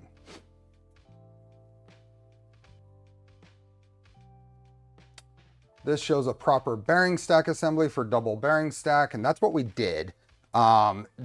In the CAD, so here's some of the questions. In the CAD, these are 0.5 millimeter shims. So is that the, if we go back to the, is there a bomb on this? And is that what we really need to be looking at? Let's go back here. Look at the, is there a bomb? There's nothing here. There's instructions, configs. Does anybody know? Because that might be the difference. Because I did, like I said, it reminded me, I looked at the CAD. Let's see. Let me open this up.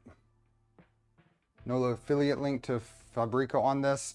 I don't have an affiliate account with any of the printer vendors, 3D, the shops, Fabreeko, KB3D, or West 3D, or Printed Solid, or DFH, or whatever.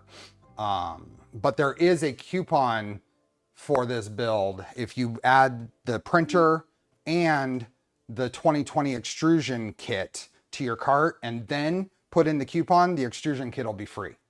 So that I should have mentioned at the beginning of the stream. If you want to build one of these, you want to do the Fabreeko kit, you can add them both to your cart and put in that Steve Builds coupon code, and the extrusion upgrade parts will be free. So,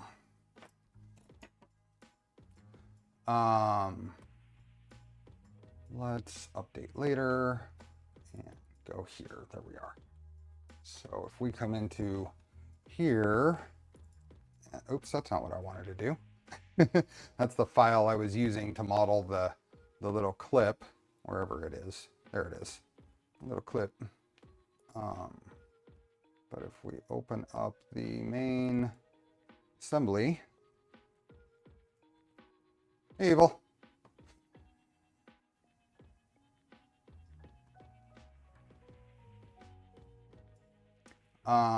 And then we come in here and zoom in. I believe I remember seeing, we're just going to do a little measurement here. Yeah, those are 0.5 millimeter shims. So is Rolohaun still around, or anybody still around? Should I be? That's going to impact the build, all of the alignment here.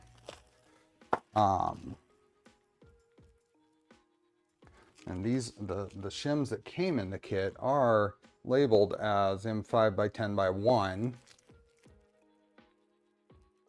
Fabreeko's different. Okay. So what we're going to do is assemble it with the parts we have, with the idea. And when we go to belt it, we should be able to move the tool head closer to these bearings. And if there's an angle on that belt, we'll be able to tell where we need to make adjustments. So,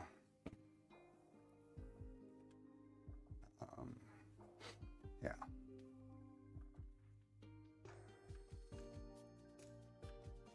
Okay, back to the instructions. Yours uses 1 millimeter washer. Okay.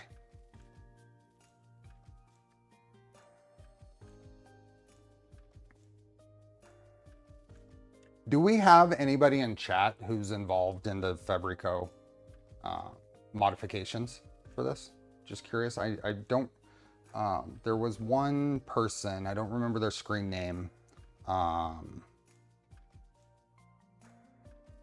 what was it? I know how to find it. If we go to the, where was it?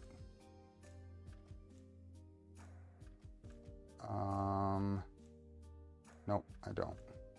One of those, but they go by something else in chat. Anyway. Where'd the pictures? Oh, okay. Okay, do we lose pictures at this point? Or do I need to refresh? Oh, okay. Hey, Philip.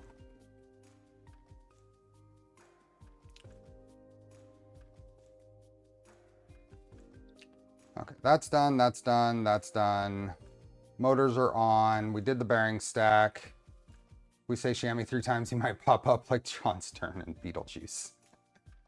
And then install 4 single bearing stacks in the x-axis using M5 by 25s. Okay, so I think we're gonna go like this. Like this. Grab these. Put them in my tray. And M5 by 25s. It's M5 by 40. We need some bearings. M5 by 30. These must be the M5 by 25.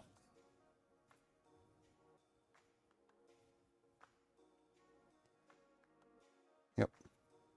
Beetlejuice is making a sequel. Not too hopeful on that hard movie to top. So if these go through here, and they are not, this is a thread fit. I don't know if it should be.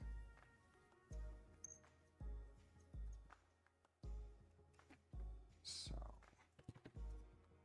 hoping, so if I get that right there, and then kind of build this stack here. I don't know if I should be doing this one first or the other one first. I think I should be doing the other one first.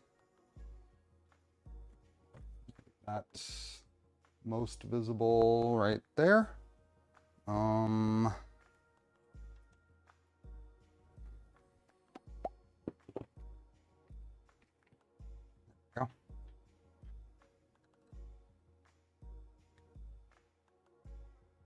Time for, this is the most fun part. Oh yeah. This always is the most fun part. It doesn't matter what printer it is. I'm not 100% sure how I want to get this done. I'm kind of rethinking what my initial plan here is. I think I'm going to do like this. Take this out and use something. I just grabbed a random thing that I can slide in there.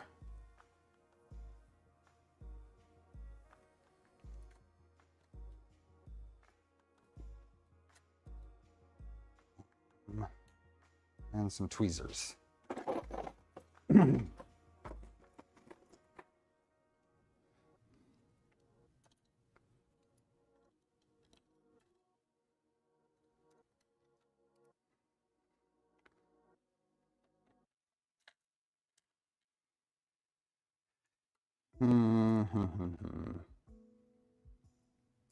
There's a tool on printables to hold the bearing stacks, I think. That doesn't help me right now.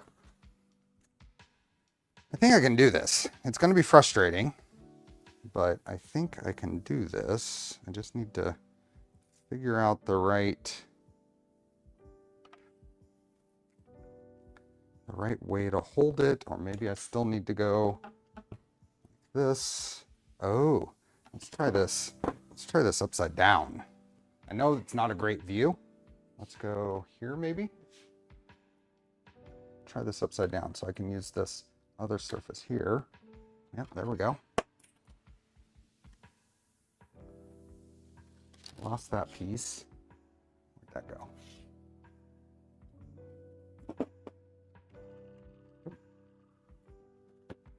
It's not a great view for anybody but me, I understand.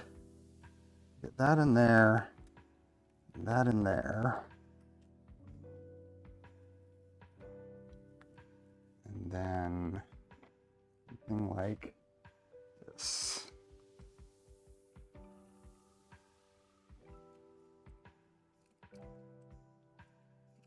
There we go. Okay. So now that's in there. So I'm going to just very gently pull that out. And now I can thread this in. And as I put that in, that is going to shift around. So let's get everything. I know my head is not a great view here, but this was a loose fit. So let's go put that in. There we go. That goes in. Oop, don't bump it. And then straight up. And this goes in.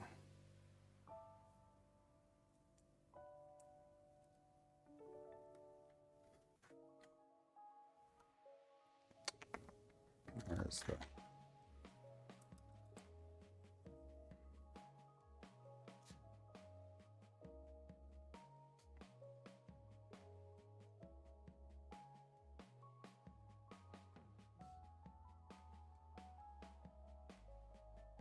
That worked.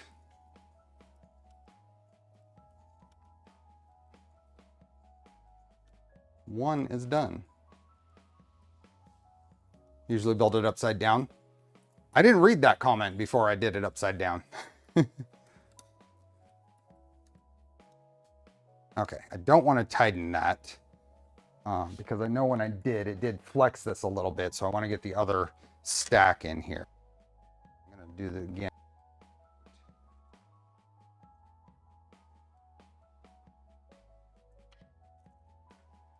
Do the next one.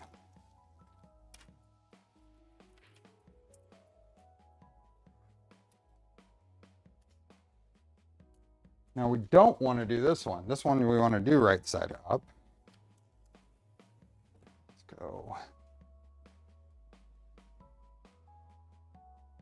There we go. Hey, Remy. What do we have?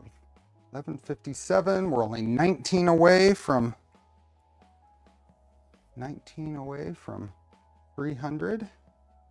We are losing viewers. Is there a connection issue? Am I just being boring?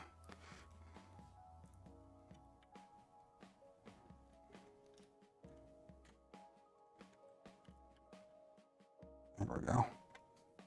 These somewhat in place. And then go through here. Do this again. Shift these around. Goes right in there like that. Straight up. And then right in.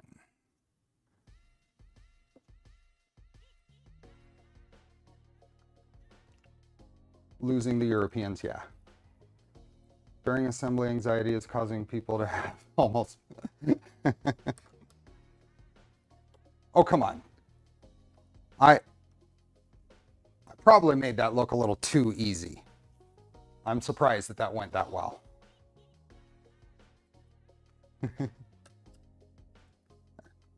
Those are good. That side is done. Okay, we'll do it again.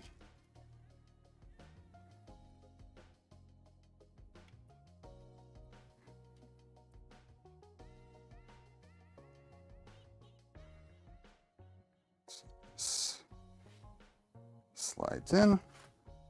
Get this kind of in place. My little drill bit. There we go.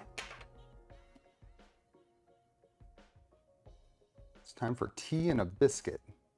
Hybrid Robotics, thanks for becoming a member. 2 more of these. Yep, there's the 2.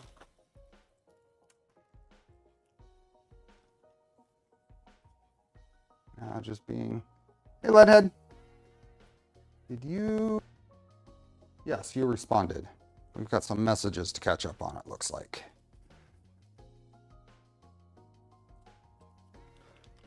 Yep, that worked really well. Now this side will have to go upside down.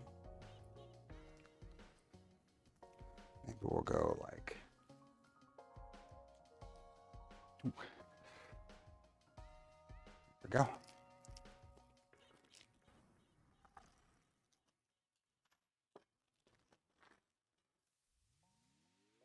Not really a fan of those front idlers only being supported on the bottom. Yeah, you definitely have to pay attention to your belt tensions.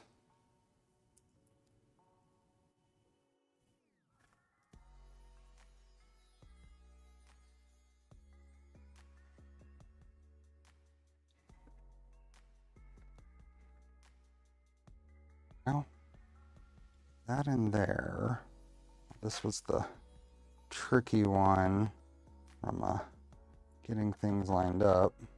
There we go. Kind of put that in place while we flip it over to do the rest.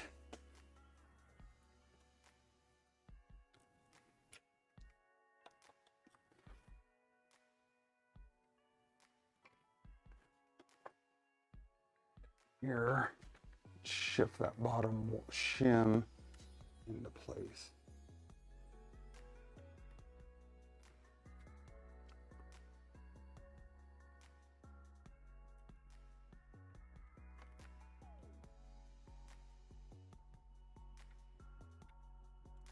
Let's see where the misalignment is, right there.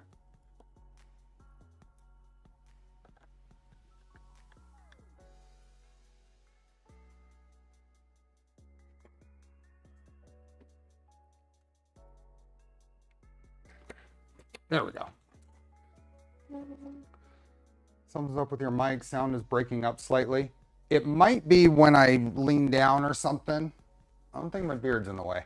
I need to relocate the receiver for this because I think it's behind a few things and that might be impacting it. Yeah, Conic Fab, welcome. Did I remember you saying that an update was being worked on for Trident? We build up a collection of things that could be tweaked. There are several things that could be tweaked, not major revision stuff yet.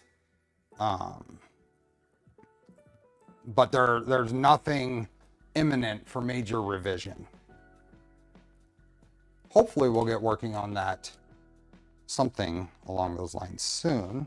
Did I accidentally grab? Yep, I accidentally grabbed the 30mm M5. Sound is breaking up. Okay. Sound is breaking up. What is going on? This is the same setup. Let me check. We're 6 away from 300, by the way. Stream health. Stream health has been excellent, so. Now the battery should be good. Okay, I accidentally grabbed the 30mm here, I think. Let's get this out of here without disturbing everything. It's almost a bubbling sound. Yeah, 30mm. Oops. A little crackle in the audio, but other than that, it's good. Is it distracting enough that I need to see about fixing it? Sound has some static. I wonder why.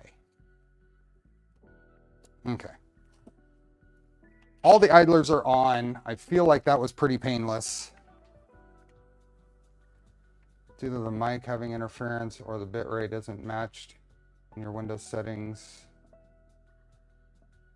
This isn't most likely beard. What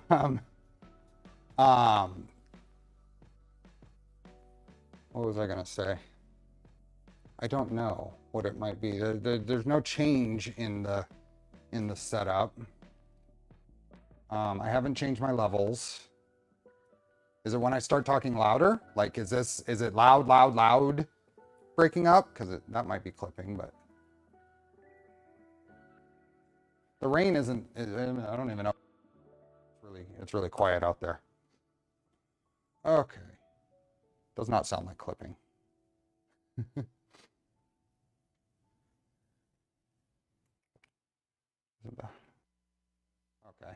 Well, I'll have to try a few things for the next stream.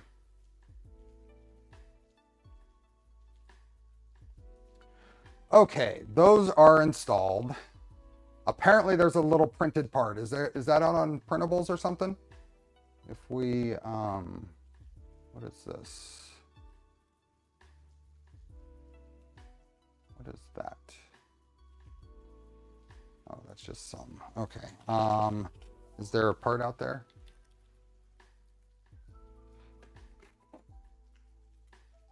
Let's go. Rook. Let's just say Rook.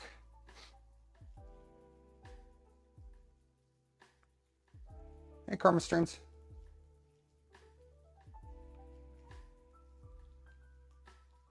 Well, that's Rook. Let's say idle. Blind joint idlers, top frame. I just figured I'd see if we could find something. I don't see it, so let's keep going. If someone knows how to find it, let me know. Probably weather related, no power at my place here in Cali. Ooh, that's not good. I was wondering if the storm got really bad, I was a little worried that we might have power problems, but it's not bad here yet. Double bearing stack on each idler. We did that. And a single stack for the Z-belt. So we did the Z-belt last stream. And then a standard Core XY belt path. One is cutaway and the other is a normal view. So go across the front and then we have the belt clamp. Okay, let's get the belts.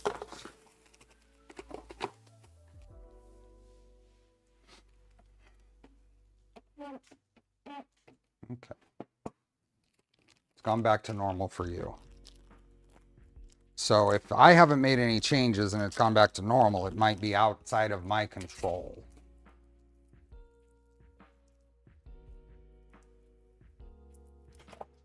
Oop. Okay, need some more.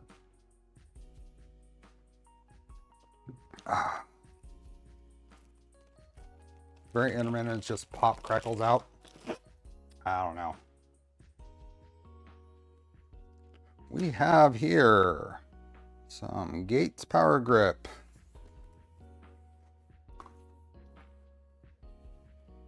Okay, let's get some idea of where this is going. So if this comes around here, and then it's going to go through this little spot here, and over to the carriage. Where is the carriage?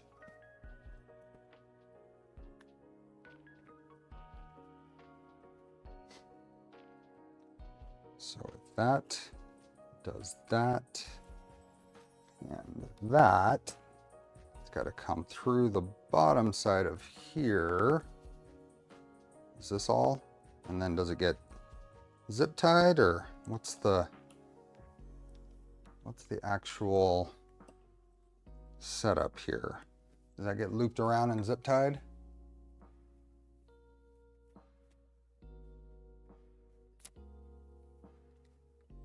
Fishing belt is the part I never like. So it's not in the CAD. What is the actual clamping mechanism here? Is it looped around and zip tied to itself? Is that what it does? Go like that? Or does this piece, this goes on here? Oh yeah, there's a bolt that goes in from behind. Yeah, that doesn't clamp it, so it's gotta be zip ties. I'll use zip, okay. Zip tie, or there's a mod for plastic clips. Okay, that's fine. I don't have a problem with that. I just wanted to see how it went. So if that goes there, then this is gonna go around the front, and around the front, and then around this one. So maybe I'll get some sacrificial zip ties. Get a good belt length here. Need more than that to pull and the clamps on the rail. You need more than that to pull and the clamps on the rail. I don't know. This goes around here. And then the idea is you zip tie the teeth of this. You mesh the teeth together and then zip tie that. And it's a strong enough connection. So I'm gonna give myself a little bit of extra room here. And this is just temporary, but I want to be able to figure out belt lengths. Linear rail sled, and that is the clamp. Yeah, so that goes there.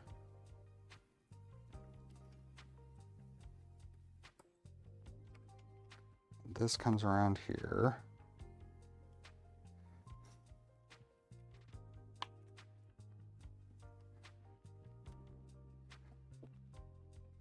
Really, we're just looking at what's going to get us close on these. So that goes there. If I cut this somewhere around here, we're going to have more than enough belt.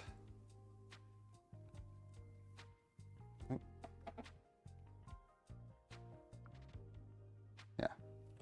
Okay. VZ bot clips would work. Yep.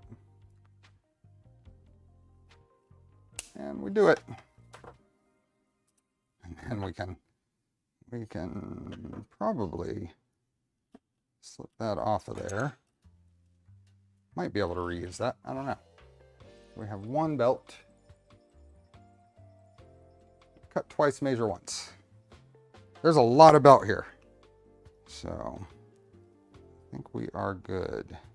Let me square this off.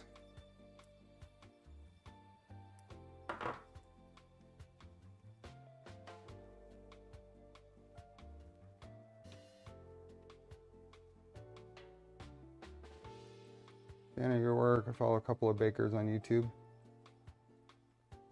Nothing. I'm a baker. Lots of bagels to bake. Then hours of deliveries. Nice.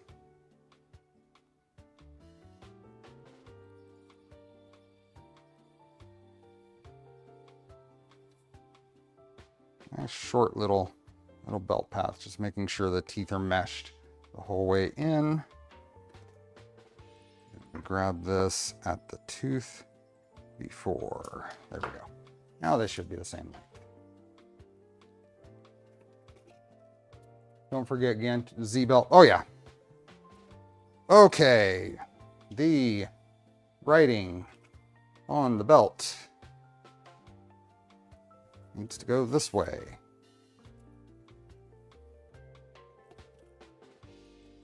Go back around here. Let's see if I can be a little funny, and I'm not going to try to reuse that. Never mind. A little bit of that.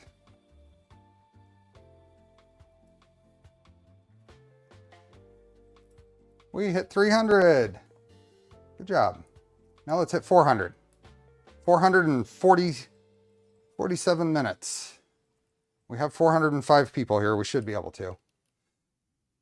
Zip tie recovery project. So that goes there. That comes around here. Goes there. There. And then through the bottom here. And then this goes here. Let's see if these are on every spot. A little zip tie here.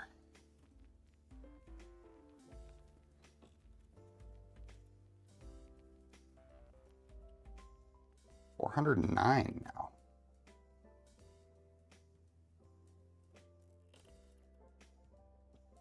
Okay, those are not where they're going to end up. It's just get things held in place right now. That's one belt ran. Then the next belt. I gotta go finish my own Trident build for a little bit. Good luck and have fun. I'll keep an eye on this build. It looks like a cute one. Awesome. Have fun, Leadhead. So if this goes this way, text is upright. This goes through here. Great. So that's going to come around here. But on this side, put this through. I don't know how much we can get away with extra belt on the ends here. We'll find out once we get the rest of it.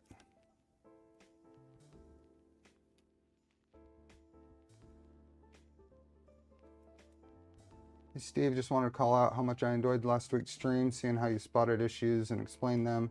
Your thoughts behind them was great learning. Awesome. I appreciate that.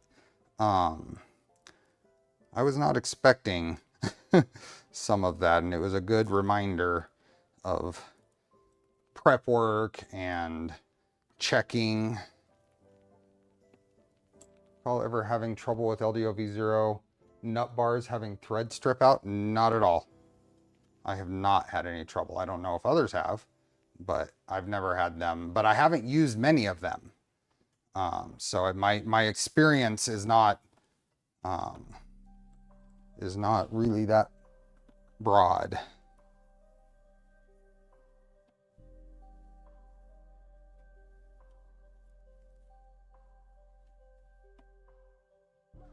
Okay, this guy through here.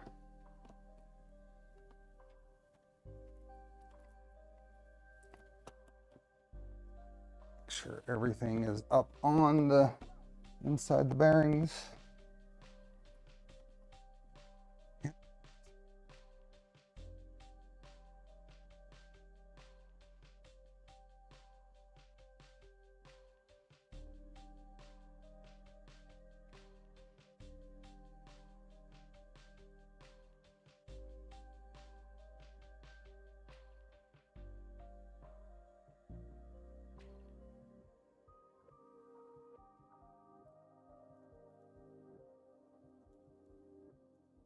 Okay, so that is belted. Everything is along its thing.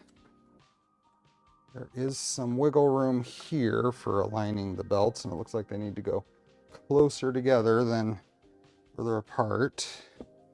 What are these, in 3x6s probably? Let's put a couple of bolts on here just to hold that in place. Now we can check the shims. Yep, that's what we're getting. That's what we're getting at. I'll put the diagonals on here.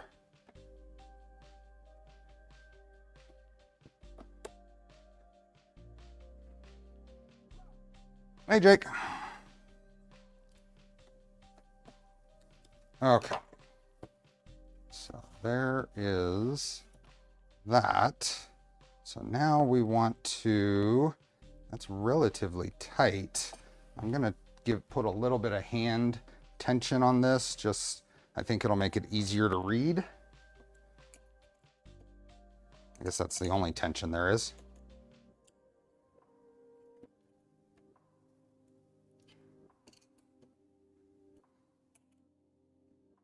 Definitely skews. You got to be careful here with a flexible gantry like this. When I tighten that, you see how it skewed the print, the X rail. So let's pull this back here. Let's pull this till it is at the same. That's still not right, but we'll play with that. But I'm using this back, the steppers, as the reference surface. Okay, let's see if we can get a view here. So there's a couple of things. Let's see. We're gonna need to make a few adjustments. The initial, what it looks like right now is not necessarily correct. Let me get a couple of 1, 2, 3 blocks under here. So that's very off, but that's because the pulley in the back is very off. So let's go, that's probably about as close as I can get right now. No, I wouldn't say drop a shim yet. I'm not sure, but let me get this set on here so it's stable. We need to adjust this pulley first. to get that lined up with this pulley. So these need to be at the same height. I can do that a couple of ways. Let's get it in the ballpark by measuring. So if I measure that surface to, it's right at 12 millimeters to the bottom of this flange. So I want 12 millimeters to about the bottom of the pulley. It's not going to be perfect, but we want to make sure that that is not the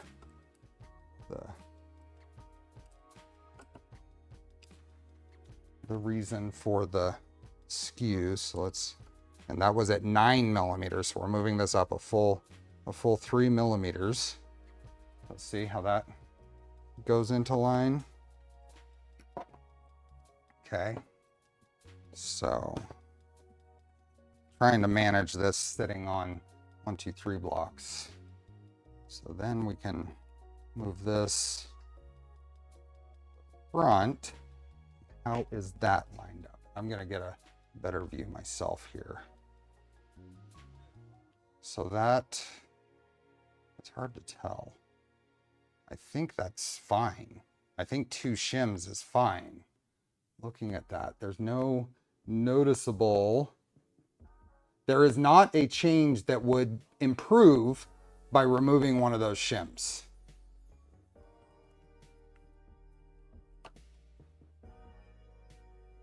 And I've moved that through the range, and I can still see pulley on both sides of the, of both sides of the belt there.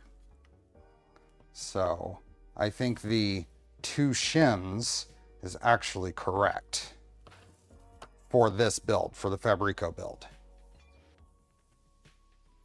So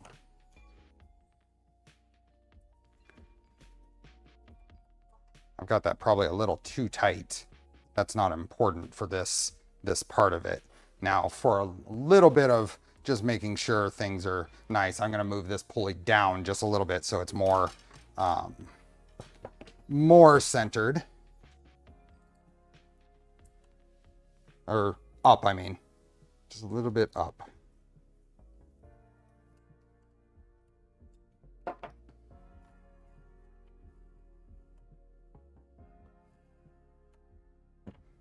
A little bit more.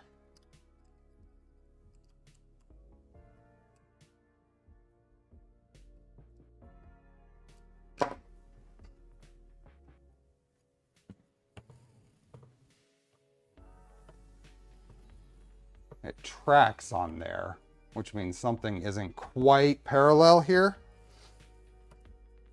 but through its range, it doesn't seem to get worse. Maybe it needs to go up just a little more. Let's go a little more.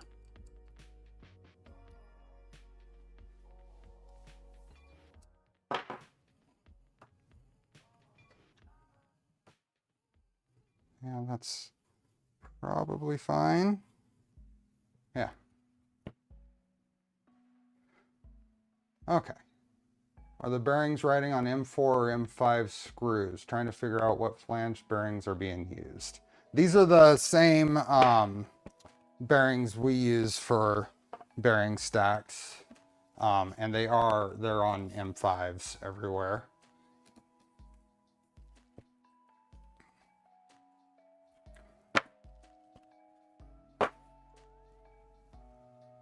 I think my belt tension is too high for this machine right now. So let's get it closer to where I feel like it should be.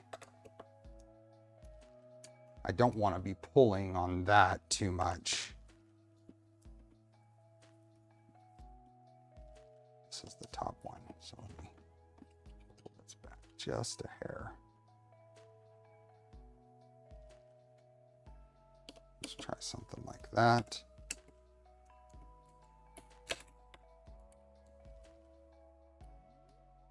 Wonder why toolhead pulleys aren't gently convex to promote centering. Would that be, I don't know if that would be better. It might be, but I'd be concerned with it giving you a false sense of alignment. Those are a lot closer to the same. And this, if you look at the back here, that one, this one could be loosened a little bit. See, that's touching. That one's, so. Scott, welcome. So I'm gonna loosen this one just a hair. And if you notice the adjustment range where we're at here versus where we're at here, I might be a tooth off on the belt somewhere. That's right there.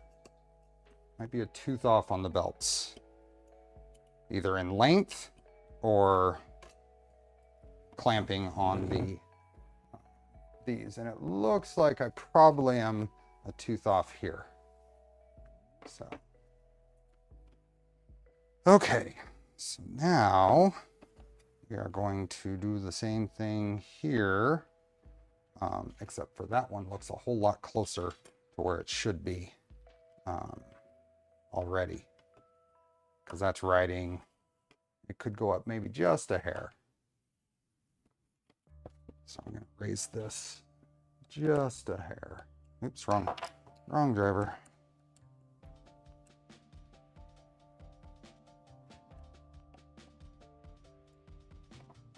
Hey, Rod. This wouldn't be needed with electromagnetic rails. This is true. There. Okay. That is the alignment of all the pulleys and idlers. And then the there's quite a bit of play here. So I think once everything is tightened and whatever, just shifting these in the slots will be as good as you can get on the positioning of the belts and running parallel here. Belts are so 2023. Linear motors for the win, right?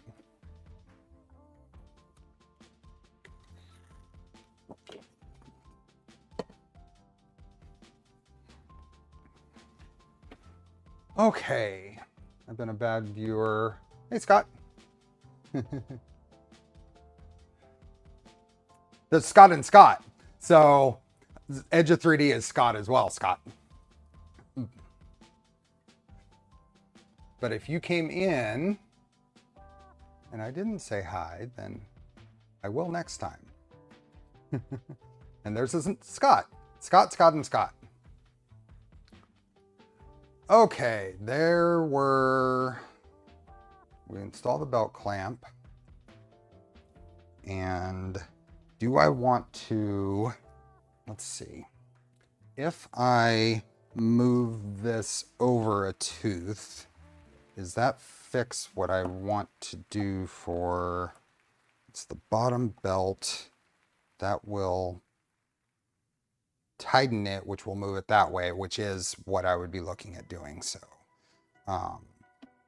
this one is off one tooth. The bottom belt is off one tooth as far as matching the top belts.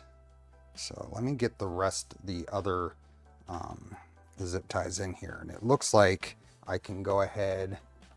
Can I leave those fairly long? Yeah. The only more popular name today than Scott is Kelsey Swift. Is this a football or what is that reference? Okay. Hey, Leon. Great Scots. That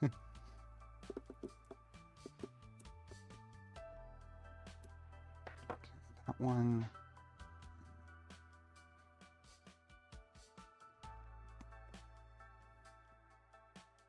You're streaming next Sunday. So, oh, next week.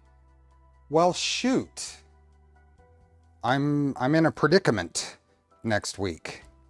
So I said I wasn't doing my members stream next week because Luke, Digital Dragon, is having his birthday channel thing celebration. I was planning, before I realized that, and before you just mentioned it, I was planning on streaming Saturday instead of Sunday next week to avoid the Super Bowl. I'm not sure what I'm gonna do now. I don't want to get in Luke's way.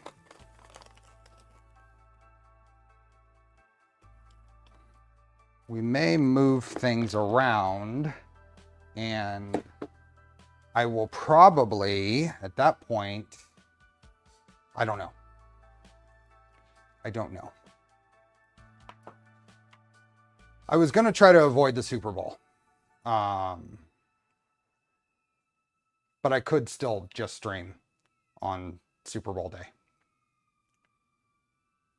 Come to Vegas, we'll be watching the game from a hotel room. Nice. I usually do watch the Super Bowl. I don't watch any other games during the season. No reason. I mean, I just don't. This one is even, so I'm gonna put the belt here. I don't know what I'm gonna do. Yes, the ads program that gets interrupted by some game. There we go. Actually, gonna put these down.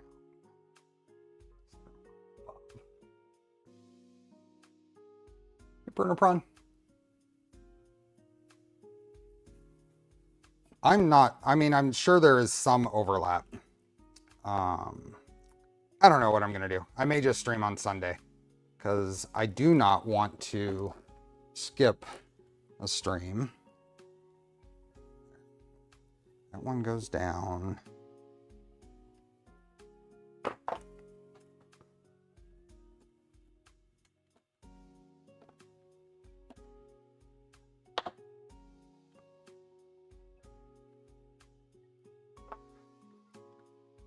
I honestly could skip. I mean, I have no problems with skipping watching the Super Bowl. It was really a matter of whether I thought the number of people of you would be watching it. Here, let's see. Let's do another poll. Let's see where this is. Stream on Super Bowl Sunday. Start the poll. Okay. Super Bowl is at a printer. It's the other football.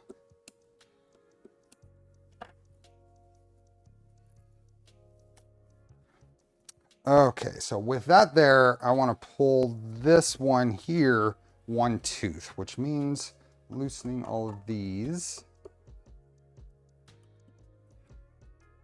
I prefer the supper bowl. I'll loosen them both.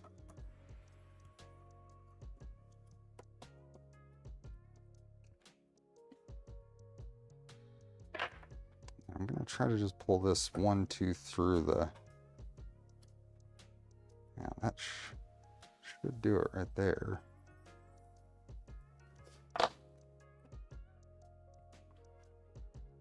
Personally, I'm not a football watcher.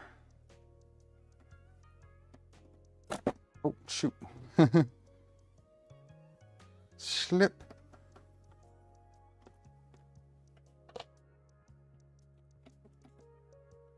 Hey, Happy. Hey, Norgorot. I see that, and I think that is going to be the decision. Here, I'm gonna just need to cut that zip tie, unfortunately, which means pulling this. There we go. That is where we want that.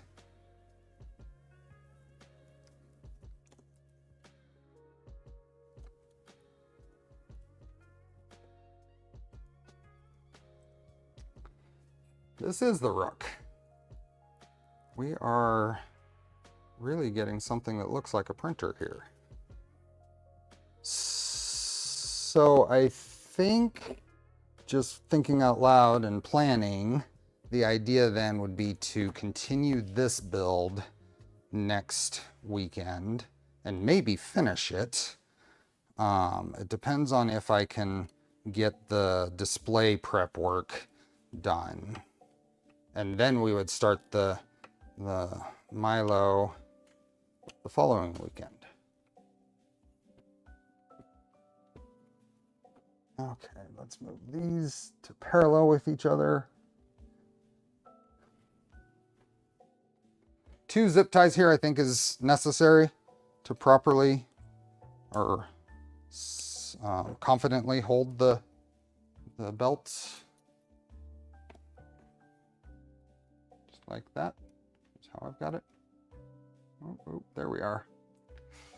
Seems like 3D printing enthusiasts don't care too much about sports. I see that.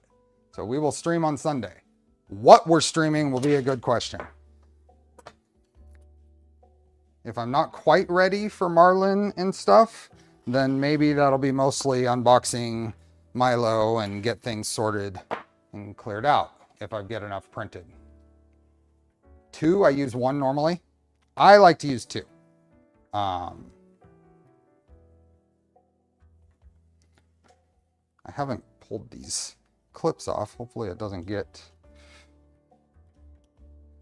the stoppers, the rail stops. Let's see.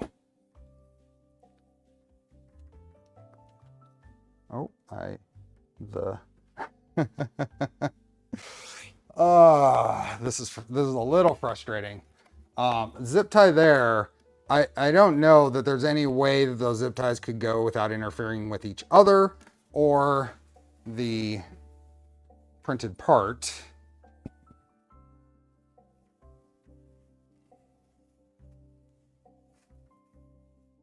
I really like the front retention method on the VZ Toolhead.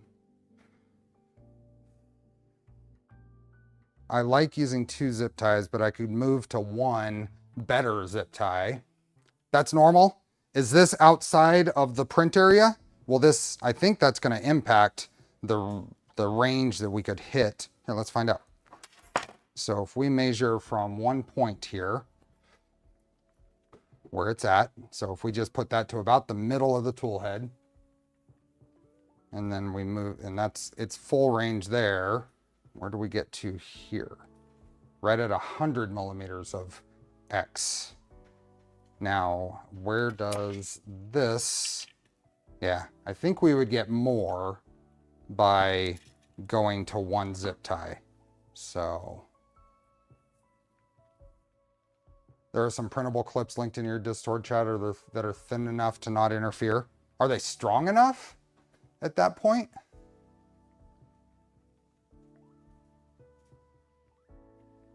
Nurgle, you're correct. The natural ASA or ABS doesn't have the things that make white terrible.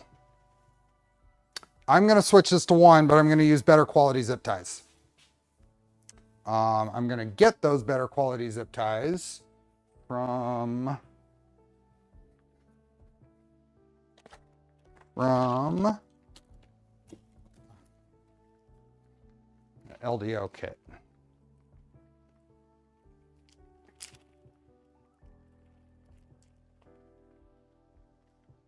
Okay, so these are still thin, but they're a nicer, these ones that I have on here, often when I'm just putting them on, they break. So I'm gonna put this on here and close to the edge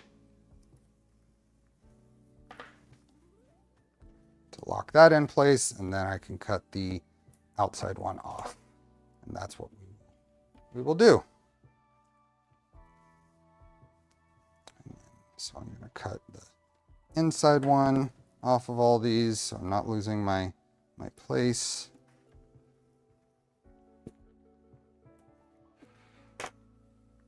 zip tie nodes towards the inside. There's not enough room for both of them to go towards the inside.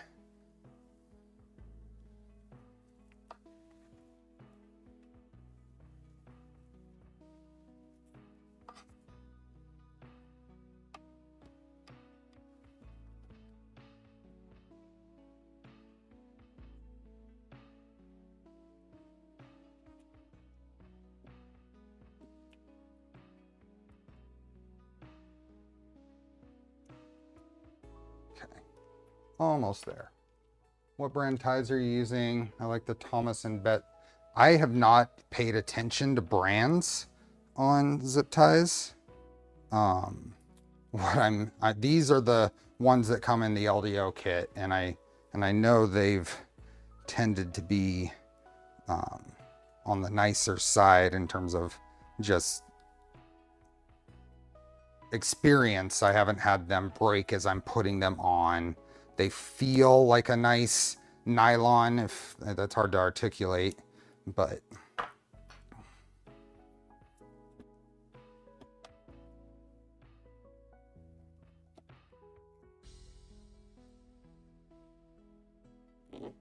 white has, what is it? Titanium oxide in it in large quantities to make it white. And that compromises the print. Okay, so if that goes across there, that still goes across there without that extra belt interfering. And that gets us from, here, let's just go to the end because it's easier to measure. 0 to 110. So, and I think I could print the things and see if that helps, but I'd heard that this doesn't have the full 120 anyway, right?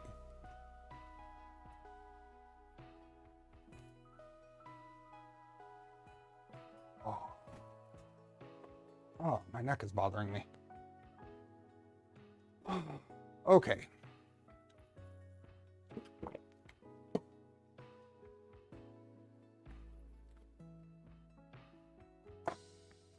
It is belted, it is not tensioned. So now let's tension it. Let's put this here and pull this. So you see how that shifts the gantry? We're gonna pull this to about where we think the tension needs to be. Probably needs to be a little more than that.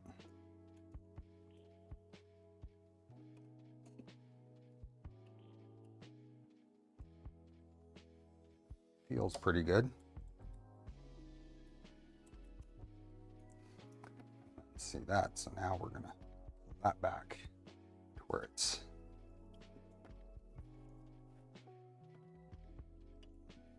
now. We're also much closer to the same spot in the, that's at the same spot. We're much closer to the same spot in the adjustment range, which means we've got our belts even.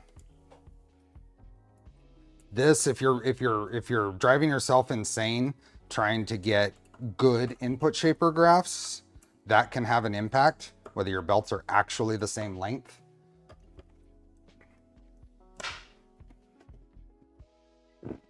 Okay.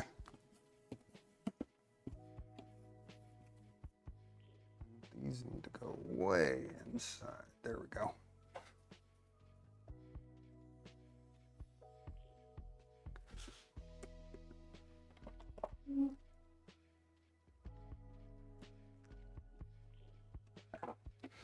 Okay. See you, Evil. Measure diagonals. Oh, using the picture above, the other end, pull snug and temporarily secure. This is all belting it. Next, we get to mount the rookery tool head. Don't buy zip ties from Harbor Freight. Yeah. Zip ties with material certification. Okay. Back to here. So we have this and this. And what size screw was that? M3 by 16. Where did I put those? Is that this guy? Yep. And some of these have gotten scattered because I pulled things off of here. It's not the other 16. Is that? Nope. Where's the other 16? Just dropped a whole bunch of stuff on the floor.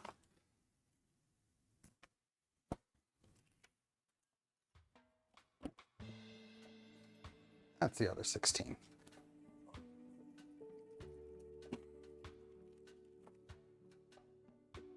Is the belt slot in the tool head mount small enough to just fold the belt over and route back through like the VZ does? What do you mean? This is how it's set up right now.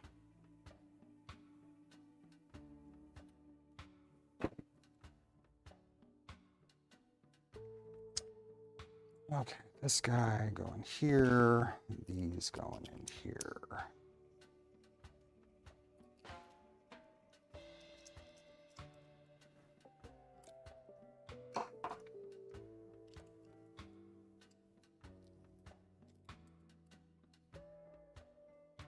See you, Pascal.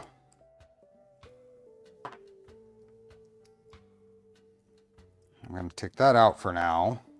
We'll have to figure out, get that back in when we do the Bowden. Figure out the PTFE routing, the Bowden tube. Get rid of all these.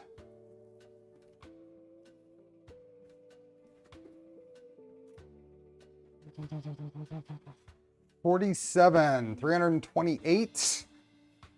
72 to 400. Can we do it?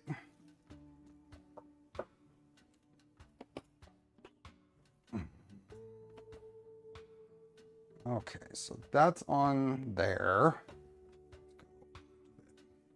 The VZ-Bot goes in and back out the same hole with a piece of filament. Oh, yeah. I see what you're talking about. I don't know if there's, I don't think there's room to do that when this is on here. Yeah, I don't think there would be room to do that. I know what you're talking about now. Place the assembly onto the carriage, secure it from the back with one M3 by 8 button head. Okay, but with this, I think I want to bend the strain relief here just to get this a little closer up into the thing. So I think I want to hold that with the, not those.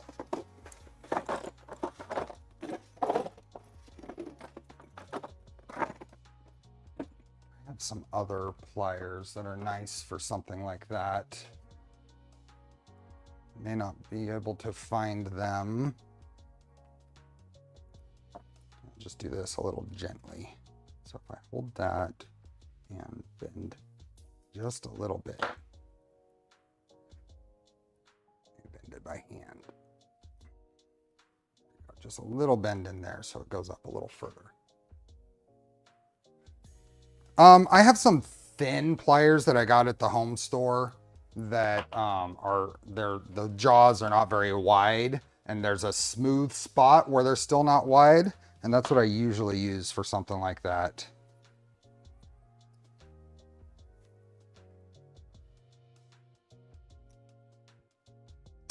Do like that.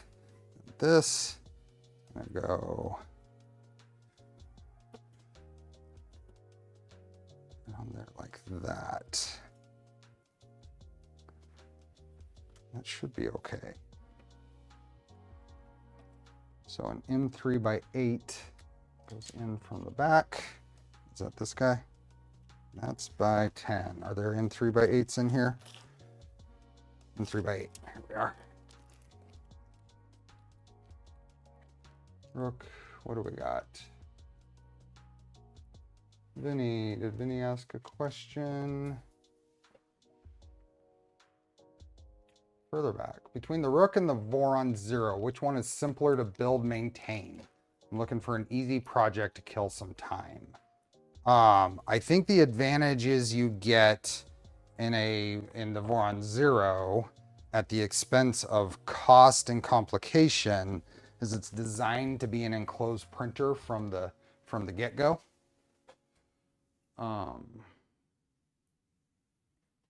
So,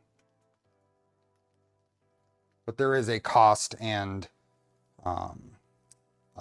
build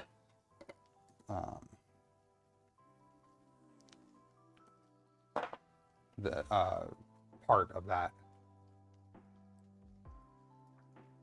You're missing 2 screws in the X carriage still? I am. Thank you. I forgot about that. Good call.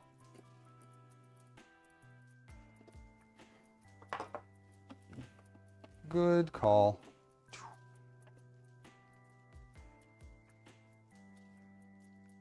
And I wouldn't say that the ones I put in there I've properly tightened, torqued either.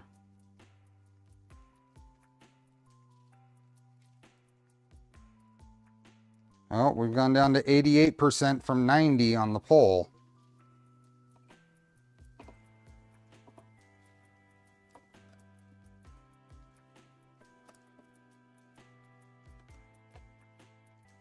Hey, Dr. Dave. What miscellaneous parts did you need for this kit? It says something about some wires, connectors, crimping tool. I don't know. I honestly don't know what I'm missing. Okay, now this can go on there. Rook 2021 was my first build, gave me the confidence to know how to convert my Neptune 3 to a VZ235. Nice.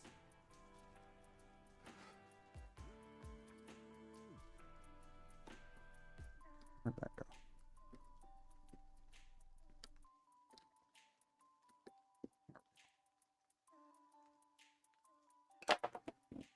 Okay. Now what I'm told is a screw in here will lock this tapered piece that locks up in there, will help secure the top here to be a little more sturdy. How long should that be? Let's see, do I have something small to put in there? This goes in, and to the point it touches is not that long, so it's not very long.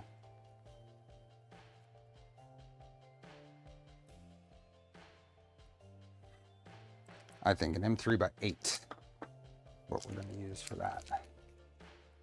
Never watched football, will not be Sunday without a Steve Build stream. Yeah, we're going to do the stream on Sunday, apparently. That's what the folks want. Yeah, this goes in here, and I think we just take it until it touches and there. And that will just give a stop to this to supposedly eliminate any possible wiggle there. Small printers are easier to make them go fast. Big printers that print fast, that's a bit more challenging. And maintenance. With speed comes increased maintenance. Okay, that's on there. That's good. It is kicking butt outside. The wind is starting to come in. These are the long bearings, Dave. Okay, we put that screw in from the back, and then we had done many of these other steps last stream. They're the L you use. Ever had a Revo nozzle leak? Just had to extract mine with mole grips because it glued itself to the heater lock. I have not yet, and I'm running a lot of Revos. I don't know if I've just been lucky or what.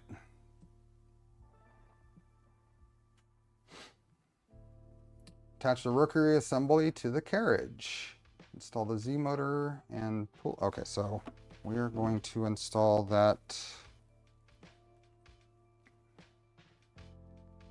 Oh, so the lights just did something. So warning here, if I go, it's because we have a power issue. So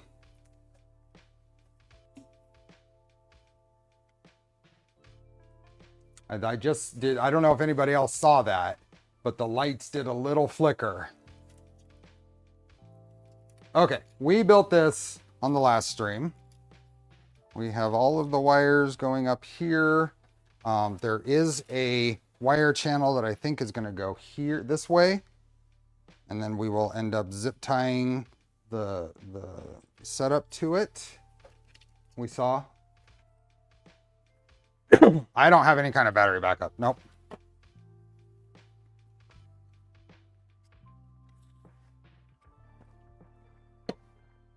Streams do not have power recovery after power loss. Yeah. So we do, it is 4 minutes until stream time.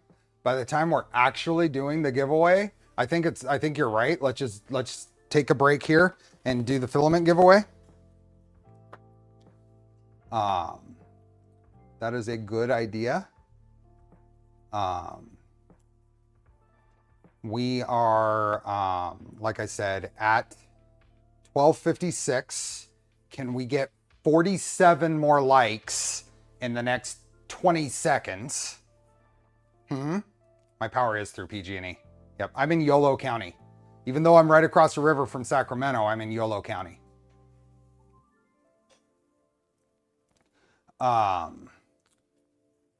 We are so close to 400 likes, and we have 450 people here.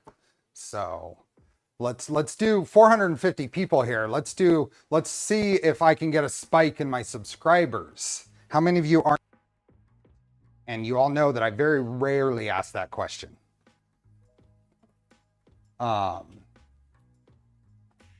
We hit 300 likes, so giveaway is okay, even if we can't hit 400. Exactly, we're good.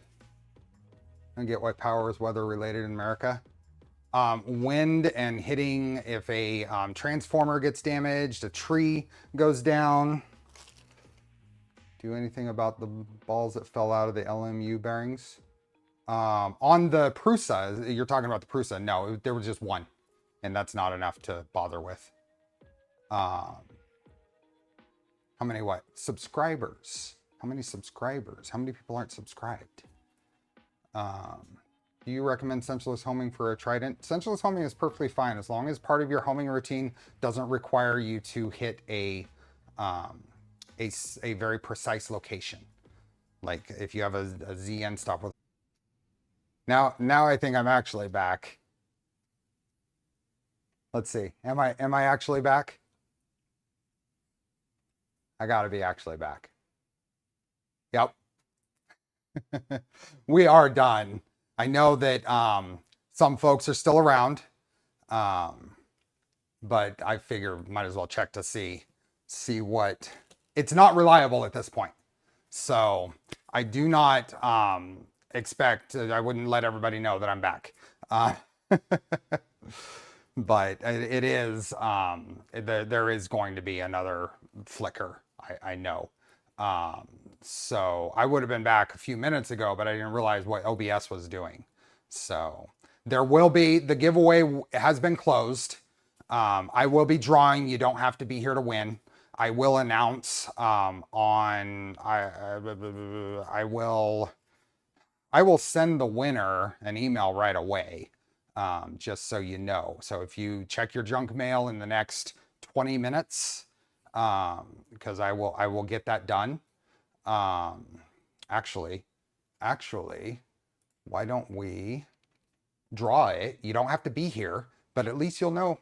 The people that are still here will know. And if I lose power again, then see you Tuesday. There is no need to be here to win. So let me clear this out. Let me get it linked out. Still plenty. Oh yeah, this is just the beginning. So let me get Jose was the very first entry, and who got in? Chris got in towards the end. So let's get this entered in here. The folks that are here, just give me a number, something low. Folks that are here, just give me a number, something low. We did hit 400 likes. Nice.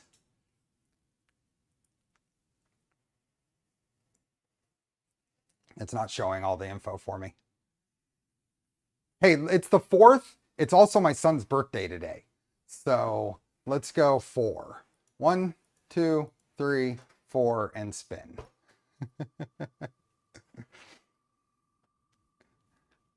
Let's see. Where are we at? Who is the winner? Username. Username. You don't have to be here. If you are here, speak up. But let me make sure that all checks. Yeah, there is a username, and it has a reasonable email address attached to it. So username, congratulations. You will receive an email from me within the next little bit, because I want to get it out so folks know. And I'll probably post on Twitter what happened here. So this is not the first time that we've been interrupted in a stream, because my stream didn't used to be as reliable as it has been. But this is the first time that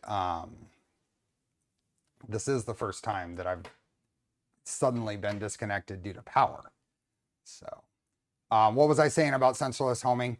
Sensorless homing is fine unless your homing routine requires you to hit a target, like the Z endstop on a Z endstop, or even grabbing a clicky or whatever. I would not rely on sensorless homing in those cases. So we're back up to over 300 viewers already. Wow. It doesn't actually show me that anymore.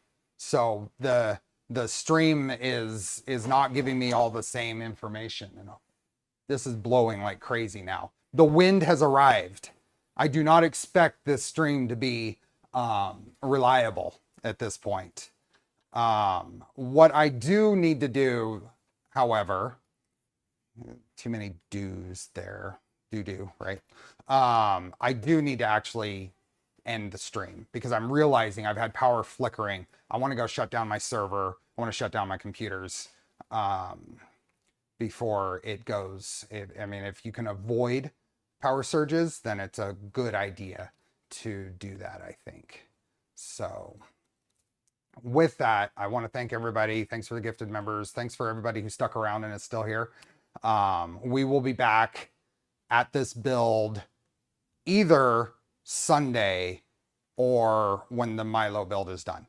I don't know what I'm going to get time to prep for next weekend, and I'm losing it. So take care, everybody. If you're in California, be safe. If you're anywhere, be safe. And we'll see you next time. Thanks. Take care and enjoy the build.